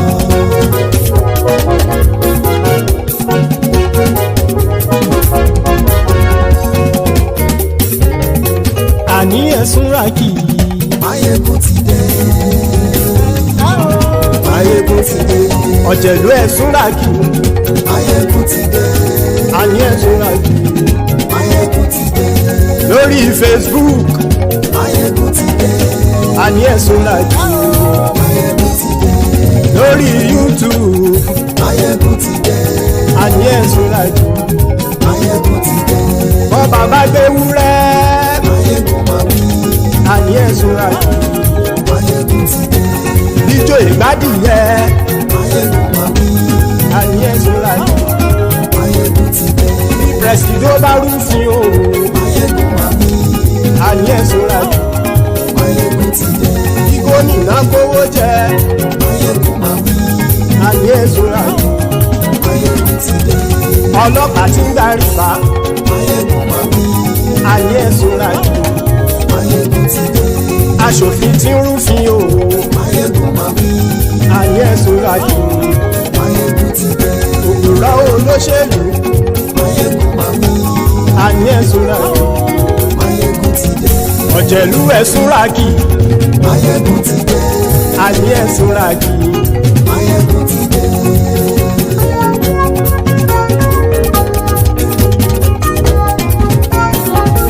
Maiyegun ti dé. gbogbo ọ̀jẹ̀lú ẹ̀sùn ràkì. Maiyegun ti dé. gbogbo ọ̀jẹ̀lú ẹ̀sùn ràkì. ṣùgbọ́n ní bá ti ṣe èyí tó yẹ kí wọ́n ṣe ọmọ bá dèrò ní fi wọ́n níran o. Maiyegun ti dé. gbogbo ọ̀jẹ̀lú ẹ̀sùn ràkì. Maiyegun ti dé. gbogbo ọ̀jẹ̀lú ẹ̀sùn ràkì. ṣùgbọ́n ní bá ti ṣe èyí tó yẹ kí wọ́n ṣe ọmọ bá dèrò ní fi wọ́n níran. wọ́n fowó bẹ́ẹ̀ o Maiyegun ó sọ pé wọ́n ò bẹ́ẹ̀ wọ́n fowó bẹ́ẹ̀ Maiyegun ó sọ pé wọ́n ò bẹ́ẹ̀ oníkan ṣáàtì ṣe èyí tó yẹ kí wọ́n ṣe fáwọn ará ìlú tó gbé wọn débẹ̀ o àyè. Maiyegun ti dé. gbogbo ọ̀jẹ̀lú ẹ̀sùn ràkì. Maiyegun ti dé. gbogbo ọ̀jẹ̀lú ẹ̀sùn ràkì. ṣùgbọ́n ní bá ti ṣe yìí tó yẹ kí wọ́n ṣe ọmọ bá dẹ́rọ̀ ò ní fi wọ́n níran. kì máa yí ṣeré ọ̀rọ̀ yìí kì í ṣẹ̀fẹ̀.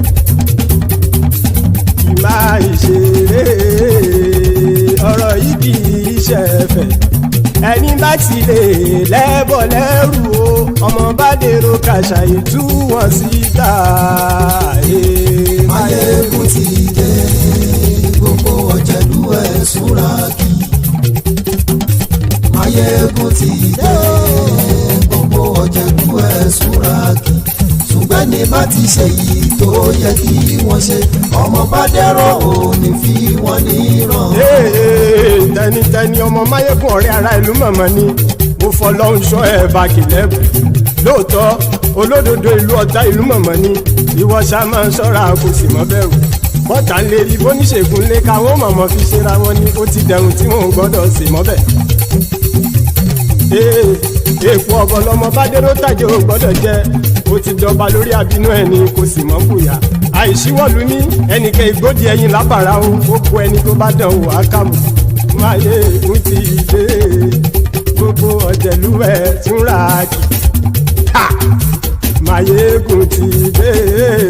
gbogbo ọ̀jẹ̀lú ẹ̀sùn ràkì o ẹ̀yin bá ti ṣe yìí tó yẹ kí wọ́n ṣe ọmọ bá dèrò òní fi wọ́n níran o. Maiyegun ti dé. gbogbo ọ̀jẹ̀lú ẹ̀sùn ràkì. Maiyegun ti dé. gbogbo ọ̀jẹ̀lú ẹ̀sùn ràkì. ṣùgbọ́n ní bá ti ṣe yìí tó yẹ kí wọ́n ṣe ọmọ bá dẹ́rọ̀ ò ní fi wọ́n níran.